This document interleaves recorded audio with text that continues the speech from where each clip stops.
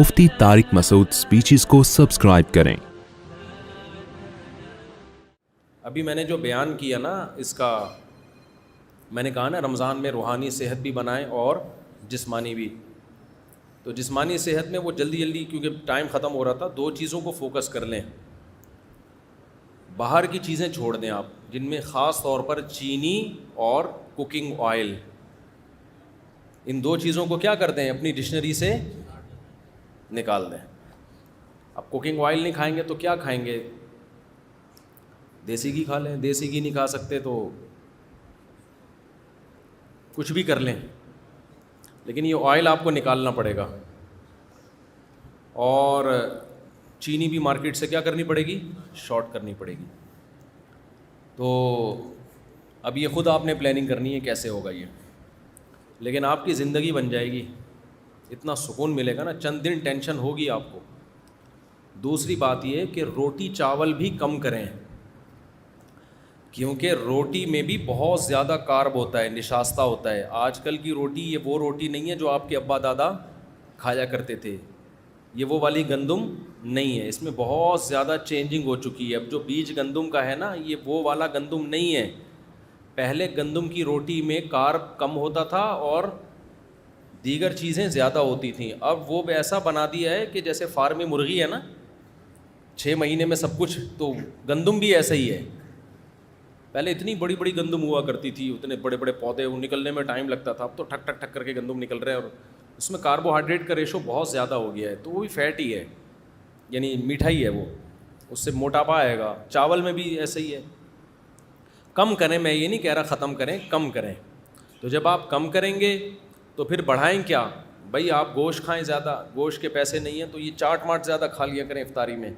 चने की चाट हो गई, इनमें थोड़ा कार्ब कम है ना। लोबिया हो गया, लो भैया कहते हैं ना, लो भैया, तो लो भैया, आप लोबिया खा लो, आप लोबिया खा लो, सफ़ेद चने खा लो, उसकी चाट खा लो, काले चने की चाट खा लो, और अल्लाह भला करे आपका अंडे मंडे खा लो। ये जो क्या करो, खजूरें खा लो।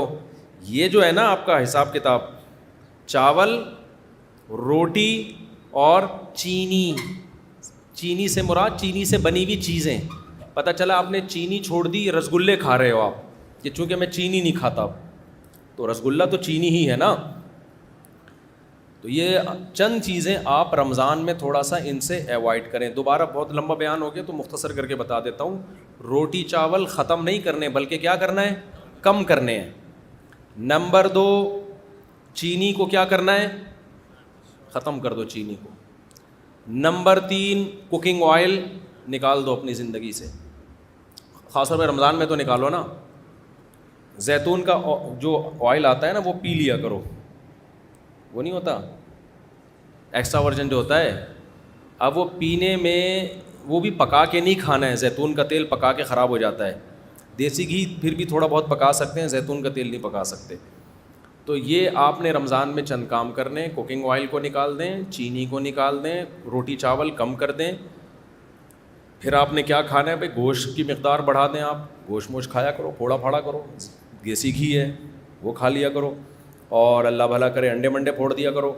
अंडे भी हाफ़ बॉयल करके फोड़ो, और अल्लाह भला करे दूध मूध पी लिया करो, वो वाला डब्बे वाला नहीं, गाय पाल के वाला। आप क्या कर रहे हैं, ऐसी बातें आप बोलो कि पता नहीं किस ज़माने में लेके जा रहे हैं हमें, लेकिन फिर भी बाहर डब्बे से बेहतर है दूसरा, उसमें भी चीनी डाल के नहीं है, ऐसे ही। और अल्लाह भला करे इस तरह की चीज़ें आप चंद अपने ख़र्चे पे अगर खा लें तो आप देखें, खजूरें खा लें आप, तो इंशाअल्लाह सल्लु अलल हबीब हो जाएगा थोड़े दिनों में। आप ख़ुद बोलोगे यार मुफ्ती साहब हटो, बच्चों हो गया। टेंशन होगी चंद दिनों तक, दिमाग ऐसे ललचाएगा ना, जब किसी को बिरयानियाँ फोड़ता हुआ देखोगे आपका दिल चाहेगा मैं खा जाऊँ बस। लेकिन थोड़े दिनों में आपको जब अच्छा खाने की आदत पड़ जाएगी तो फिर क्या होगा कि आपको जब दिमागी, मेंटली सेहत, जिस्मानी सेहत अच्छी होगी ना, तो फिर आपको अच्छी खुराकों में मज़ा आना शुरू हो जाए। कभी कभार फोड़ो बिरयानी, बिरयानी तो कराची का एक सौगात है, कौन छोड़ सकता है, कभी कभार। लेकिन वो जो बिरयानी आपने कभी कभार फोड़नी है, वो भी ज़रा अच्छे होटल वाली बिरयानी हो या घर की बिरयानी हो। کیونکہ آج کل جو چاول آ رہے ہیں نا بریانی کے، وہ چاول بھی ایسے غلط قسم کے چاول آ رہے ہیں کہ وہ کھانے میں بڑے مزیدار ہوتے ہیں، پیٹ میں جا کے وہ پتھر بن جاتے ہیں، پالش ہوتی ہے ان چاولوں کے اوپر، سمجھتے ہو؟ تو پتہ نہیں کیا کیا آ رہا ہے یار ابھی کیا کیا رونا روئے ہم بیٹھ کے، تو بہت ہی بربادی ہو رہی ہے. یہ میری فیلڈ میڈیکل سائنس نہیں ہے. آپ کہہ سکتے ہیں آپ کیوں یہ باتیں کر رہے ہیں. دیکھو میں ہسپتالوں میں بھی جاتا ہوں بیان کے لیے نا. ابھی میں گیا لاہور میں ایک ہاسپٹل میں، اس ہاسپٹل میں مریضوں کا فری میں علاج ہوتا ہے. جیسے انڈس ہاسپٹل ہے نا، بڑا اچھا معیاری ہاسپٹل ہے، فری میں کروڑوں روپے کا بجٹ ہے ان کا، اور سال کا اربوں میں پہنچتا ہے. وہ سارا بجٹ کون پورا کرتا ہے؟ پبلک. لوگوں کی زکاتیں ہیں، صدقہ ہے، خیرات ہے، ان سے مریضوں کا فری علاج ہوتا ہے انڈس ہاسپٹل میں. اسی طرح لاہور میں ہے الحجاز ہاسپٹل، وہ بھی فری علاج ہوتا ہے وہاں پہ. تاجر بڑے ایماندار وہاں کے. میں گیا، میں نے وہاں جا کے ایک چیز دیکھی. ڈائلسس کے جو پیشنٹ ہیں اس میں گیا، لائن سے لوگ لیٹے ہوئے ہیں، جوان آدمی گردے گنوا بیٹھے ہیں اپنے. شوگر کے پیشنٹ کو دیکھیں گے، ینگ لڑکے 35 سال 40 سال شوگر کے پیشنٹ. ہارٹ کے پیشنٹ کو آپ دیکھیں گے، ینگ لوگ، جوان لوگ ہارٹ پیشنٹ. کروڑوں روپے کا لوگوں کا سرمایہ زکاتوں کا ان مریضوں کے علاج پہ خرچ ہو رہا ہے. انشاءاللہ ثواب ملے گا، اچھی بات ہے، علاج ہونا چاہیے بھائی. گورنمنٹ اپنی ذمہ داری پوری نہیں کرتی، چلو عوام. لیکن میں نے وہاں مینجمنٹ سے کہا کہ اتنے کروڑوں روپے ان لوگوں کے علاج پہ خرچ ہو رہے ہیں، تو کچھ سرمایہ آپ وقف کریں لوگوں کو اویئر کرنے کے لیے کہ بھائی ڈائلسس کے پیشنٹ بنتے کیوں ہو، ایسے کام کیا کر رہے ہو کہ 40 سال کی عمر میں تمہارے گردے جواب دے گئے ہیں، تو کچھ پیسہ اس پہ بھی تو خرچ ہونا چاہیے. ابھی پھر مجھے غصہ آنا شروع ہو رہا ہے، تاکہ قوم کا یہ پیسہ کسی اور جگہ استعمال ہو نا. دیکھو دوبارہ سے، ابھی سمجھ میں نہیں آیا. آپ کے پاس 4 لاکھ روپے ہیں، آپ نے کسی غریب پہ خرچ کرنے ہیں، کسی مستحق پہ. 4 آدمی ایسے نکلے جو برگر کھا کے، پیزے پھوڑ کے، اور کولڈ ڈرنک پی کے، سگریٹیں پی کے، چرس پی کے، اور بالکل نیچر کے خلاف لائف اسٹائل اختیار کر کے چاروں پیشنٹ بن گئے شوگر کے اور گردوں کے. ٹھیک ہے نا؟ وہ چاروں کس کے پیشنٹ بن گئے؟ شوگر اور گردوں کے. آپ نے 4 لاکھ روپے ان کے علاج پہ لگا دیے. ٹھیک ہے، آپ کو نیت کا ثواب ملے گا انشاءاللہ. لیکن عقل مند آپ کو مشورہ دے گا کہ یار یہ جو 4 آدمی پیزے پھوڑ رہے ہیں اور صبح و شام بوتلیں چڑھا رہے ہیں، پان گٹکے کھا رہے ہیں، سگریٹیں پھونک رہے ہیں، ان کا بے تحاشا پیسہ ان فضول چیزوں پہ خرچ ہو رہا ہے. تو آپ کو اللہ نے 4 لاکھ روپے دیے ہیں، اس سے پہلے کہ یہ مریض بنے آپ 1 لاکھ روپے اس پہ خرچ کر دو کہ یہ انسان کے بچے بن جائیں. وہ 1 لاکھ میں بن جائیں گے. 1 لاکھ روپے میں آپ کیا کرو، ایک ورک شاپ کرواؤ، یا یوٹیوب کا کوئی چینل خرید لو، اس پہ لوگوں کو اویئر کرو، یا کسی مشہور آدمی کا سے ایک ڈاکومنٹری بنوا لو، تاکہ جو مشہور لوگ ہوتے ہیں ان کی بات پھیلتی جلدی ہے، جس میں ان کو پیزے برگر کے نقصانات، کولڈ ڈرنک کے نقصانات، پان گٹکے کے نقصانات، چرس اور فضول چیزوں کے نقصانات بتائے جائیں. تو 1 لاکھ روپے میں ان کی کھوپڑی میں یہ بات بیٹھ جائے گی کہ ہمیں یہ فضول چیزیں نہیں کھانی چاہیے. کھانے کی چیزیں ہمارے کیا ہیں؟ کھجور کھاؤ میرے بھائی، شہد کھاؤ، اور اللہ بھلا کرے آپ کا، تھوڑا روٹی چاول پہ کنٹرول کرو، تھوڑا کم کھاؤ، ایکسرسائز کرو، ورزش کا بہت بڑا دخل ہے، روزے رکھو. وہ 1 لاکھ میں کیا ہوگا کہ قوم کا بہت بڑا سرمایہ بھی بچ جائے گا اور لوگ ڈائلسس پیشنٹ بنیں گے ہی نہیں. اب سمجھ میں آیا میں کیا کہنا چاہ رہا ہوں؟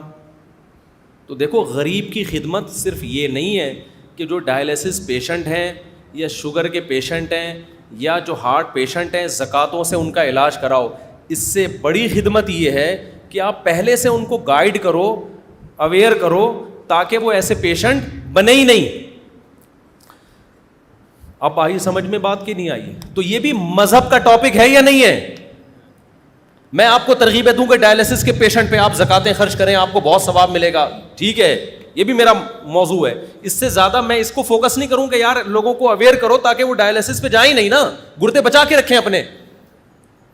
لیکن کوئی مولوی اس پہ بات کرے گا تو لوگ کہیں گے یار ہم سے نماز روزہ سننے کے لیے آئے اور یہ کیسی باتیں کر رہا ہے. تو بھائی بات وہی کر رہا ہے, زکوٰۃ کا مقصد غریبوں کی مدد ہے یا نہیں ہے؟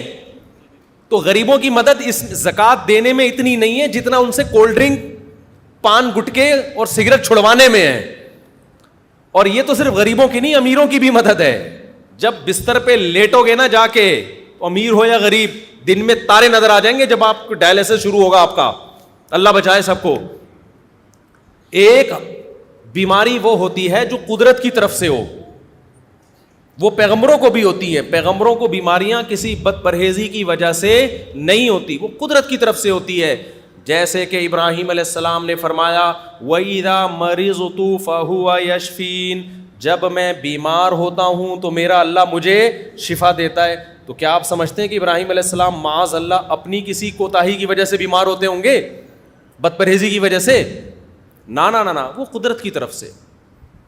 وائرل پھیلتا ہے, ابھی کراچی میں پھیلا ہوا ہے نا, سب کے گلے خراب, سب بخار میں. تو یہ ویسے ہی ہے, یہ آپ اچھا بھی کھا لیں تو بھی ہوگا, کیونکہ اس کا تعلق گٹر کے ڈھکنوں سے ہے, اس کا آپ کی خوراک سے نہیں, اور ڈھکن ہمارے قابو میں نہیں ہے. جب تک گٹروں کے ڈھکن کھلے رہیں گے وہاں سے مختلف چیزیں پھیلتی رہیں گی. سمجھتے ہو؟ اور یہ شکر ہے گٹر میں ڈھکن نہیں ہے, کیونکہ اگر ڈھکن ہوتے نا تو جس دن ہٹتا اسی دن سارے ایک دم وائرس نکل کے آ جاتے. ابھی آہستہ آہستہ تھوڑے تھوڑے نکل کے پھیلتے رہتے ہیں. اس کا کراچی میں فائدہ ہو رہا ہے. تو ایک بیماری وہ ہوتی ہے جو کس کی طرف سے ہو, قدرت کی. وہ کچھ بھی ہو سکتا ہے بھائی, وہ بزرگوں کو بھی ہوتی ہے, وہ پیغمبروں کو بھی ہوتی ہے. آج کل جو زیادہ تر بیماریاں ہیں وہ آپ کی اپنی حماقتوں کی وجہ سے ہو رہی ہیں. آپ اپنے باپ دادا کو دیکھو یار, 90 سال 95 سال 85 سال, ہم تو جنازے دادیوں نانیوں کے دادوں نانوں کے پڑھتے تھے, اب تو کسی دادے کا جنازہ ہی نہیں آ رہا. 60 سال 65 سال 60 سال 65 سال 60 سال 65 سال. کل میں نے ایک جنازہ پڑھایا, اچانک ایک خاتون کا انتقال ہو گیا. وہ بیچارے بھائی, ان کے اولادیں بہت رو رہی, اتنی ایج نہیں تھی ان کی, کہہ رہے ہیں بیٹھے بیٹھے ہارٹ اٹیک ہوا ہے, بیٹھے بیٹھے ہارٹ اٹیک ہو رہے ہیں, بیٹھے بیٹھے گردے خراب ہو رہے ہیں, بیٹھے بیٹھے جناب برین ہیمریج ہو رہا ہے, اور کم عمر لوگوں کو ہو رہا ہے یہ. تو آپ زکاتوں سے غریبوں کا یقیناً علاج کریں, آپ صدقات و خیرات سے غریبوں کا یقیناً علاج کریں, لیکن مالداروں کو چاہیے کہ کچھ پیسہ وہ وقف کر دیں لوگوں کو اویئر کرنے کے لیے کہ تمام دوائیں بچوں کی پہنچ سے دور کیسے رکھی جاتی ہیں. لائف اسٹائل کو چینج کرنا پڑے گا. اس کے لیے ہمارے ہاں نہ حکومتی سطح پہ کوئی محنت ہو رہی ہے, نہ ڈاکٹر حضرات اس پہ کوئی لوگوں کو اویئر کر رہے ہیں, چند ڈاکٹروں کے علاوہ. ڈاکٹر صاحب بھی کلینک کھول کے بیٹھے ہوتے ہیں, انجیکشن ہاتھ میں لے کے بیٹھے ہوتے ہیں, جو آ رہا ہے بخار آ رہا ہے ٹھوک دیا ٹیکا, دوسرا آیا ٹھوک دیا ٹیکا, اس کو میڈیسن لکھ کے دے دی, نوٹ بھی مل رہے ہیں, چھپ رہے ہیں. ٹھیک ہے, ہم اس کو, وہ آپ کی فیلڈ ہے, آپ زیادہ بہتر جانتے ہیں, لیکن ڈاکٹروں کو چاہیے کہ بھائی لوگوں کو آپ باقاعدہ ورکشاپ کروائیے, جو سنجیدہ ماہر ڈاکٹر ہیں, جو ایکسپرٹ ہیں. ورنہ ڈاکٹروں میں بھی ہر طرح کے ہی ہیں, منجن بیچنے والے بھی بہت سارے ہیں, ایسا نہ وہ ورکشاپ کے نام پہ پتہ نہیں کیا کروا دیں. جو ایکسپرٹ ڈاکٹر ہیں, جن کی ریسرچ ہے, جن کی تحقیق ہے, جن کا تجربہ ہے, ان کو چاہیے کہ لوگوں کو اویئر کریں, لوگوں کو بتائیں کہ یہ کیا جو آپ کھا رہے ہو, اس سے ہسپتالوں کی ڈاکومنٹری بناؤ. میرا ارادہ ہو رہا ہے, میں ڈاکومنٹری بناؤں گا اسپتالوں کی جا کے, کہ یہ دیکھو 35 سال کا نوجوان, گٹکے کی وجہ سے اس کے منہ کا حال دیکھو آپ, منہ کا کٹا ہوا ہے منہ اس کا. کیونکہ میرے پاس جب گٹکا کھانے والا آتا ہے نا, میں اس کو کہتا ہوں منہ کا کینسر ہوتا ہے, اس سے اس کو ڈر نہیں لگتا جب تک کوئی کینسر کا پیشنٹ اس کو دکھایا نہ جائے. پھر مٹھائی کا ڈبہ لے آیا, اچھا دیسی گھی بھی, بڑی نوازش آپ کی, اللہ بہت جزائے خیر دے. دیکھو میرے پاس دیسی گھی آتا ہے, پھر بھی میں کر سکتا. اچھا آپ بیٹھے تو صحیح نا, بیٹھے تو صحیح نا, ابھی بیٹھے, پھر ملتے ہیں آپ سے. میرے پاس اتنی مٹھائیوں کے ڈبے آتے ہیں نا, جو آ رہا ہے گیٹ میں مٹھائی کا ڈبہ. پہلے میں گھر میں دے دیتا تھا, پھر میں نے کہا اپنے بچوں کو میں کیوں خراب کروں مٹھائیاں کھلا کھلا کے, اب میں گھر میں بھی نہیں دیتا, اب میں دفتر میں بانٹ دیتا ہوں. تو یہ میں اس لیے بتا رہا ہوں, آپ محبت میں دیتے ہیں, آپ کی محبت کی قدر ہے, لیکن ہم مٹھائی الحمدللہ کھاتے نہیں ہیں, ٹھیک ہے نا. اور آپ کو بھی کوئی ڈبہ مٹھائی کا دیا کرے, رکھا کریں, عزت دی اس نے, بہرحال محبت دی, کھلائیں کسی اور کو. کیونکہ آدمی اپنے ہاتھوں سے اپنی قبر کھو دے, یہ صحت کے لیے بالکل بھی مناسب نہیں. بیمار ہو اللہ کی طرف سے تو صبر کی توفیق بھی ملتی ہے, اور گناہ بھی معاف ہوتے ہیں. اور رسگلے پھوڑ پھوڑ کے جب بیمار ہوتا ہے نا افسوس بھی ہوتا ہے, اور ایک دم بیمار نہیں ہوتا. لوگ کہتے ہیں ہم نے تو دن 8 رسگلے کھائے تھے. جیسے ایک مہمان گیا نا کسی کے گھر, رسگلے کھا رہا ہے تو میزبان نے کہا اور کھائیے نا, اس نے کہا پہلے 2 کھا چکا ہوں. کہتے کھائے تو آپ نے 6 ہیں, خیر یہ نہ بولیں آپ کے 2 کھا چکا ہوں, ٹھیک ہے نا. تو سارے ڈاکٹروں کا, حکیموں کا اتفاق ہے کہ 40 سال کے بعد میٹھے کو کیا کر دینا چاہیے, کم کر دینا. میٹھے سے وزن بڑھتا ہے, لیکن کم کرنے کے بجائے میٹھا کیا ہو رہا ہے, بڑھتا چلا جا رہا ہے. دیکھو اسلام میں جتنے تہوار ہیں نا, ان تہواروں میں کہیں بھی آپ کو میٹھا نہیں ملے گا. میٹھا آپ کو عید الفطر کے دن بھی میٹھا نہیں ہے, بس کھا سکتے ہو, کھاؤ آپ, کھانا کا ہے. کھجوریں کھائیے نبی صلی اللہ علیہ وسلم نے عید الفطر کے دن, بس اس میں ہے. وہ بھی مٹھائی نہیں کھائی آپ نے, حلوہ نہیں کھایا. عید الفطر میں آپ اتنا کیا کرتے تھے کہ پورے رمضان آپ نے روزہ رکھا تو عید سے پہلے آپ چند کھجوریں کھا کے جایا کرتے تھے بس. ہم جو عید الفطر کے دن پھوڑتے ہیں, جو ماشاء اللہ اللہ توفیق دے, زیادہ میں اس میں نہیں جاتا, تو باقی اسلام کے جتنے تہوار دیکھو اس میں میٹھا کہیں بھی نہیں ہے. نمبر 1 بقرعید, جب بچہ پیدا ہوتا ہے, خوشی کا دن ہے نا. فیملی پلاننگ والوں کے لیے غم کا دن ہوتا ہے کہ آبادی مزید بڑھ گئی. اسلام خوشی کا دن منانے کا حکم دیتا ہے کہ لڑکی پیدا ہوئی تو 1 بکرا, اور لڑکا پیدا ہوا تو 2 بکرے. اگر میٹھا اسلام میں اس کی ویلیو ہوتی تو اسلام کہتا لڑکی پیدا ہوئی تو زردے کی 1 دیگ, رسگلے کا 1 ڈبہ, لڑکا پیدا ہوا تو رسگلے کے 2 ڈبے, یا حلوے کی 2 دیگیں. نا نا نا نا, بکرا, پروٹین, گوشت. نہیں آ رہی بات سمجھ میں؟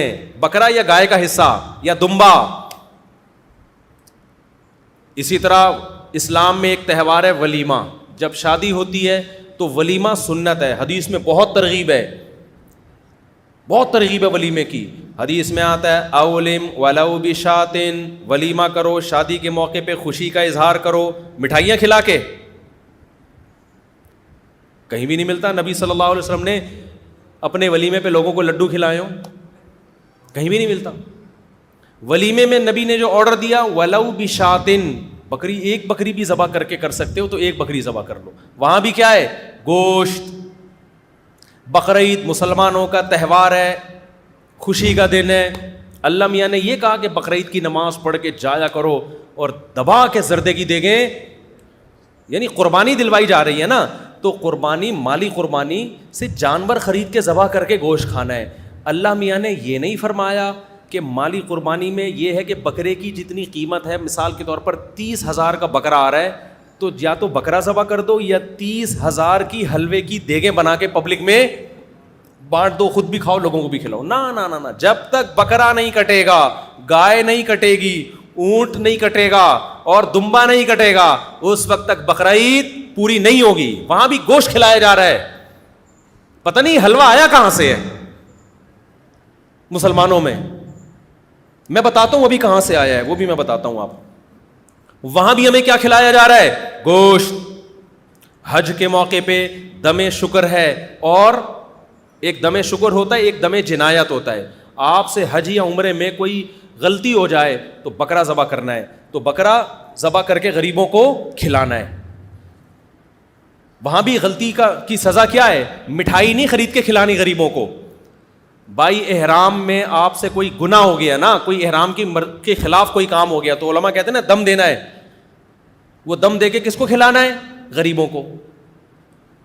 تو وہ بھی اللہ کہہ سکتے تھے کہ بھائی 1 بکرا 25,000 کا آتا ہے, اگر آپ نے احرام میں اپنے بال کاٹ لیے ہے بھائی تو یہ, یا خوشبو لگا لی, تو ایسا ہے کہ اب آپ پہ جرمانہ آئے گا. اللہ کیا جرمانہ آئے گا, اللہ کہیں گے کہ بھائی 20 کلو رسگلے کے ڈبے مکہ میں خرید کے غریبوں کو بانٹ دو. نا نا نا, اللہ کو پتہ ہے یہ غریبوں کو شوگر کا مریض بنائے گا. اللہ مسلمانوں کو مٹھائی نہیں کھلا رہے. وہاں حکم یہ ہے کہ بطور سزا آپ کو غریبوں کو بکرا کھلانا ہے, گائے کھلانی ہے, دمبا کھلانا ہے یا اونٹ کھلانا ہے آپ کو. اور ایک ہوتا ہے دم شکر. دم شکر کا مطلب حج تمتع, آپ نے ایک ہی سفر میں عمرہ بھی کر لیا اور حج بھی کر لیا, اس پہ بھی دم ہے, لیکن یہ دم شکر کا ہے نا, نعمت کے طور پر, تو یہ خود کھاؤ. اب اللہ کہتے ہیں آپ نے چونکہ ایک ہی سفر میں حج بھی کر لیا, عمرہ بھی کر لیا, اس خوشی میں آپ میری طرف سے بکرا کاٹو اور میری طرف سے اب آپ کی دعوت ہے. اللہ بھی ہمیں کیا کھلا رہا ہے؟ بکرا. اللہ یہ نہیں کہتے کہ چونکہ تم نے ایک ہی سفر میں حج بھی کیا اور عمرہ بھی کیا لہذا میری طرف سے 25,000 کی مٹھائیاں خرید کے خود بھی کھاؤ اور پبلک کو بھی کھلاؤ, لڈو کھاؤ, خود بھی کھاؤ, دوسروں کو بھی کھلاؤ. کہیں ہے یار؟ فوکس کس کو کیا جا رہا ہے؟ ہر جگہ ہمیں گوشت کھلایا جا رہا ہے. گوشت کھاؤ, گوشت کھلاؤ, چربی کھاؤ, چربی کھلاؤ, اسی چربی میں گوشت پکایا جا رہا ہے. ہمارے نبی صلی اللہ علیہ وسلم نے بقرعید کے دن جب آپ نے حج کیا تو 10 ذی الحجہ شدید تھکاوٹ, بہت تھکاوٹ تھی نبی صلی اللہ علیہ وسلم کو, صحابہ کو بھی. پیدل سفر تھے بھائی, اونٹوں کے سفر تھے. تو جس دن حج کا دن تھا آپ نے فرمایا الیس ھذا یوم النحر, کیا یہ قربانی کا دن نہیں ہے؟ صحابہ نے کہا ہاں. شدید بھوک ہے, جب حج کرتا ہے نا انسان تو بھوک کا پتہ چلتا ہے اس کو, اور پھر کھانے کی طلب ہوتی ہے. ہمارے نبی صلی اللہ علیہ وسلم نے فرمایا کہ یہ نہر کا دن ہے نا. صحابہ نے کہا عید کا دن ہے. تو آپ نے کیا صحابہ کو حکم دیا کہ اونٹ نہر کیے جائیں. اونٹ نہر کیے گئے, ہر اونٹ کا تھوڑا تھوڑا گوشت جمع کیا گیا, اس کا شوربہ بنایا گیا, اس کو آپ صلی اللہ علیہ وسلم نے پیا. ہم کیا کرتے ہیں بقرعید, ہم ایسی سفر میں تھکاوٹ میں ہو, شدید بھوک پیاس لگ رہی ہو, ہم فوراً کہتے ہیں جا بھائی 3 گولے گنڈے لے کر آ میرے لیے, ایسا کر ذرا روح افزا کا ٹائٹ سا شربت بنا کے میرے لیے بولو لے کر. یار آج کوئی دل پسند کی مٹھائی ہو جائے, یار بہت بھوک لگ رہی ہے, یار بہت بھوک لگ رہی ہے, آج کیا ہو جائے؟ آج تو 8-10 کلو مٹھائی کھا جاؤں گا میں. یار ایسا کر آج گجریلا لے کر آ, یار گاجر کا حلوہ کھلا دے, بہت بھوک لگ رہی ہے. ہمارے نبی کو جب شدید بھوک لگی کھجوریں بھی کھائیں. کھجور کے میٹھے میں اور چینی کے میٹھے میں بہت فرق ہے, خوب سمجھ لو, دونوں میں بڑا فرق ہے. کھجوریں کھا لیں آپ. تو ہمارے نبی نے چونکہ تہوار کا موقع ہے نا بقرعید, تو بڑی نفیس چیز کھائی جائے گی, تو وہاں تو کھجور بھی نہیں بلکہ گوشت کھایا جا رہا ہے. سمجھتے ہو کہ نہیں سمجھتے ہو؟ تو اسی طرح میرے بھائی ابھی ہمارے یہاں مٹھائیاں آئی کہاں سے ہیں یہ سمجھ لو. مسلمان بات بات پہ مذہب کے نام پہ میٹھے کیوں پھوڑتا ہے, اس کو سمجھنے کی ضرورت ہے. شب برات کا حلوہ ہم لوگوں نے کیا, یہ ہمارا اپنا بنایا ہوا حلوہ ہے, یہ اسلام میں کوئی یہ شب برات, ہاں نبی کو میٹھا پسند تھا, یہ حدیث میں آتا ہے. وہ تو میٹھا تو انسان کی نیچر ہے نا, اس کو پسند ہوتا ہے, لیکن کون سا میٹھا پسند تھا؟ کھجور کھایا کرتے تھے آپ صلی اللہ علیہ وسلم, یہ پسند تھا. یا بعض دفعہ اسی کھجور کا حلوہ بنایا جاتا تھا, اس میں کوئی پنیر وغیرہ ڈال کے, بالکل ایک نیچرل چیز تھی. اس کا یہ گاجر کے حلووں سے اور یہ رسگلوں سے کیا تعلق ہے بھائی اس میٹھے کا؟ اور وہ بھی بہت تھوڑا کھایا ہے. ہمارے نبی کی جو صفت تھی پچھلی کتابوں میں, آسمانی کتابوں میں, گوشت کھانے والے پیغمبر ہوں گے, گوشت کھانے والے, یہ علامت تھی. کیونکہ انسان 2 قسم کے ہر دور میں رہے ہیں, ویجیٹیرین اور گوشت خور. تو ہمارے نبی کی علامت کیا تھی؟ یہ ویجیٹیرین نہیں ہوں گے, یہ کیا ہوں گے؟ گوشت خور ہوں گے. تو اب میں آپ کو بتاؤں یہ مسلمانوں میں لڈو آئے کہاں سے ہیں؟ رسگلے اور لڈو بولو آئے کہاں سے؟ ہر بات ہونا تو یہ چاہیے تھا جب بھی خوشی کا موقع ہو, آپ کا بچہ پاس ہو گیا, یہ بکرا کھائیے, آئیے یہ لیگ پیس آپ کے لیے, میرے بچے کے نمبر اچھے آئے. یہ ہونا چاہیے تھا نا بھائی, اسلام کے مزاج کے حساب سے یہ ہونا چاہیے تھا نا بھائی. میری شادی ہو گئی ہے تو یہ دمبا میری طرف سے, آپ آ نہیں سکتے دعوت میں, یہ دمبے کی چانپیں میں آپ کو ڈبے میں پیک کر کے بھیج رہا ہوں. اب الٹا ہو رہا ہے جی, آپ کی شادی ہوئی ہے, یہ منہ میٹھا کیجیے رسگلے سے. جی میرا ولیمہ ہے, یہ منہ میٹھا کیجیے. میں امتحان میں پاس ہو گیا, 6 لڈو. یہ میرا باہر کا ویزا لگ گیا, امریکہ جا رہا ہوں, یہ 8 رسگلے. ٹھیک ہے نا؟ تو ظاہر ہے میرے بھائی جب آپ لڈو پھوڑتے رہیں گے اور مذہب کے نام پہ پھوڑو گے, کیونکہ مذہب کے نام پہ جب پھوڑتا ہے تو عبادت سمجھ کے 6 کے بجائے 8 کھائے گا پھر وہ, کیونکہ وہ سمجھ رہا ہے سنت ہے یہ. تو اس سے میرے بھائی ہوگا کیا کہ آپ بھی لڈو کی طرح بننا شروع ہو جاؤ. جو لڈو کھاتا ہے وہ بالآخر لڈو جیسا ہو جاتا ہے, وہ گلوکوز سے بھر جاتا ہے تھوڑے دنوں میں. جب آپ گلوکوز سے بھرتے ہو تو فوری نقصان آپ کو یہ ہوتا ہے کہ آپ کی طبیعت میں ہر وقت سستی رہتی ہے, انسولین نکلتی رہتی ہے, انسولین اس کو کنٹرول کرنے کے لیے, اور طبیعت ہمیشہ آپ کی ٹن رہتی ہے. جو فریشنس عبادت کے لیے چاہیے, مختلف کاموں کے لیے چاہیے, وہ ہوتی نہیں ہے. تبھی تو آپ گورنمنٹ کے اداروں میں جاؤ, جس کو دیکھو کیا ہو رہا ہوگا, سو رہا ہوگا. وہ تھانوں میں جاؤ تو بھی بہت دفعہ, یہ پولیس والوں سے میں پنگا نہیں لینا چاہتا, خیر. تو آپ کہیں بھی جاؤ, جتنے بھی بڑے اداروں میں جاؤ, آپ کو لوگ اکثر سوتے ہوئے نظر آئیں گے. گھر میں آپ دیکھو بیگم صاحبہ 1:45 بجے اٹھ کے ناشتہ کر رہی ہیں دوپہر کو, سب کے گھروں میں یہی ہو رہا ہے, کراچی میں تو یہی ہے. سو رہے ہیں تو اٹھا ہی نہیں جا رہا, کیوں؟ میٹھا کھا کھا کے خود رسگلہ بن چکے ہیں. ہمارے نبی ہم کو کھلا رہے ہیں گوشت کھاؤ, ٹھیک ہے, گوشت کھانے سے نیند نہیں آتی, اتنی نیند نہیں آتی جتنی یہ میٹھے پھوڑنے سے آتی ہے. تو اسلام کے جتنے تہوار ہیں اس میں ہمیں گوشت کھلایا جا رہا ہے. اسلام میں نبی صلی اللہ علیہ وسلم کی جو علامتیں بیان کی, ہاں میں بتا رہا تھا میٹھا آیا کہاں سے ہے, یہ سمجھو. دیکھو ہندو گوشت نہیں کھاتے, ہندو گوشت نہیں کھاتے, لہذا ان کے پاس گوشت کا آلٹرنیٹ کیا ہے؟ اب اللہ نے جو لذت گوشت میں رکھی ہے نا کھانوں میں, وہ کسی اور چیز میں نہیں رکھی. گوشت کی بریانی, گوشت کی نہاری, یہ سارے مزے کے کھانے کس کے ہوتے ہیں؟ تو ہندوؤں کے جو پنڈت لوگ تھے انہوں نے گوشت چھڑوا دی اپنی قوم سے مذہب کے نام پہ. اب ان کو کھانوں میں لذت پیدا کرنے کے لیے کچھ تو نیا لانا تھا نا. تو اب ان کے تبھی یہ جو ہندوستان میں کھانے پینے کی جو صنعت ہے نا, اس نے بڑی ترقی کی ہے. اتنی ویرائٹیز کھانے کی آپ کو دنیا میں کہیں نہیں ملیں گی جتنی ہندوستان میں ہے. وجہ اس کی کہ جب گوشت نہیں کھا رہے تو زندگی کا مزہ کیا ہو گیا؟ خراب. لہذا انہوں نے دالوں کی مختلف چیزیں بنانا شروع کر دیں اور چاولوں کی مختلف طریقوں سے بنانا شروع کر دیا. اب تو 20 قسم کی مٹھائیاں بنانا شروع کر دیں, وہ اتنی مٹھائیوں کی اقسام آپ کو ملیں گی. تو مسلمانوں میں جو لڈو کھانے کا رواج آیا بہت زیادہ, یہ ہندوؤں کے ساتھ رہنے کی وجہ سے, ورنہ مسلمان بائی نیچر کیا تھا؟ گوشت خور تھا. سمجھتا ہے کہ نہیں سمجھتا ہے؟ اب غریب آدمی کیا کرے؟ سوال پیدا ہوتا ہے, بھائی غریب آدمی صبر کرے, غریب آدمی کیا کرے؟ صبر کرے. تو جو ہے وہ کھائے بس. غریبوں جو اللہ نے نہیں دیا تو صبر کرے. تو اللہ تعالیٰ کی عادت ہے, اللہ غریب آدمی کو جو ہے وہ بغیر گوشت کے بھی پروٹین دے سکتے ہیں, اس میں کیا ہے؟ ہم نے تو بڑے بڑے غریب دیکھے ماشاء اللہ, ہٹے کٹے فٹ فاٹ. تو یہ جو اسلام آپ کو یہ کہتا ہے کہ اگر جیب میں پیسہ ہے تو کنجوسی مت کرو, نہیں ہے تو اللہ پہ توکل کرو. کیا کرو؟ اللہ پہ توکل. ابھی تو بڑا مسئلہ. اچھا غریب آدمی کے پاس گٹکا کھانے کے پیسے کہاں سے آتے ہیں؟ سگریٹ پینے کے پیسے کم وقت کے پاس کہاں سے آ رہے ہیں؟ یہ کوکنگ آئل بھی تو فری میں تھوڑی مل رہا ہے. اچھا یہ آپ کو بتاؤں, یہ جو کوکنگ آئل آپ کو مل رہا ہے نا سستا, اور دیسی گھی مہنگا, دیسی گھی ڈلتا کم ہے اور یہ کوکنگ آئل ڈلتا زیادہ ہے, نتیجہ تقریباً سیم ہی ہے. نتیجہ تقریباً کیا ہے؟ سیم ہی ہے. اور غریب آدمی کے لیے بکری پالنا زیادہ آسان ہے. آپ پال لو, وہ تو ادھر ادھر سے کھا پی کے اپنا گزارا کر لیتی ہے. خیر اب میں امیر غریب کی بات کی طرف نہیں جا رہا, میں تو کہہ رہا ہوں چلو غریب آدمی صبر کرے, لیکن جس کو اللہ نے پیسہ دیا ہے وہ تو اپنے ہاتھوں سے اپنی قبر خود مت کھودے, وہ تو کم از کم تھوڑا سا خیال کرے. تو جتنا زکوٰۃ کا پیسہ غریبوں کے علاج پہ خرچ ہو رہا ہے, صدقات و خیرات کا پیسہ, تو میں لوگوں سے کہتا ہوں, ڈاکٹروں سے کہتا ہوں یا تاجروں سے کہتا ہوں کہ بھائی لوگوں کو اویئر کرو کہ آپ جوانی میں بیمار ہو کیوں رہے ہیں. میڈیکل سائنس یہ کہتی ہے, میں نے ڈاکٹروں سے سنا ہے کہ جو ہارٹ اٹیک ہوتا ہے نا, یہ اچانک ہمیں لگتا ہے کہ اچانک ہو گیا, ہوتا یہ اچانک نہیں ہے. 15 سال سے دل کے ساتھ غلط ہو رہا ہوتا ہے.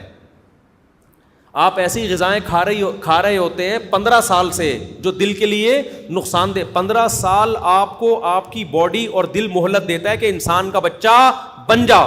15 سال تک آپ غلط غذائیں کھاتے کھاتے کھاتے کھاتے جب دل سے آپ کی یعنی دل کے بس میں نہیں رہتا نا, پھر ہارٹ اٹیک ہوتا ہے. وہ جو رگیں جمنا شروع ہوتی ہیں ایک دم سے تھوڑی اس میں پراٹھے آ کے اٹک جاتے ہیں. جو دل رگیں تنگ ہوتی ہیں اور ہارٹ اٹیک ہوتا ہے تو ایک دم سے تھوڑی ہوتا ہے, 15 سال لگتے ہیں کم سے کم. تو 15 سال سے آپ کچھ غلط کھا رہے ہوتے ہو جس کے بعد دل ایک دن آ کے کہتا ہے بھائی بس ہو گیا, اور ہارٹ اٹیک ہوتا ہے اور آپ کا انا للہ ہو جاتا ہے. اور لوگ کہتے ہیں ابھی تو بیٹھے ہوئے تھے, پتہ نہیں اچانک ان کو کیا ہو گیا. اچانک نہیں ہوا, یہ 15 سال سے پراٹھے پھوڑ رہے ہیں.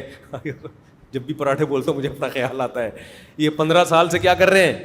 پھوڑ تو 30 سال سے رہے ہیں, 15 سال سے دل خراب ہونا شروع ہوا تھا اور یہ رسگلے پھوڑ رہے ہیں.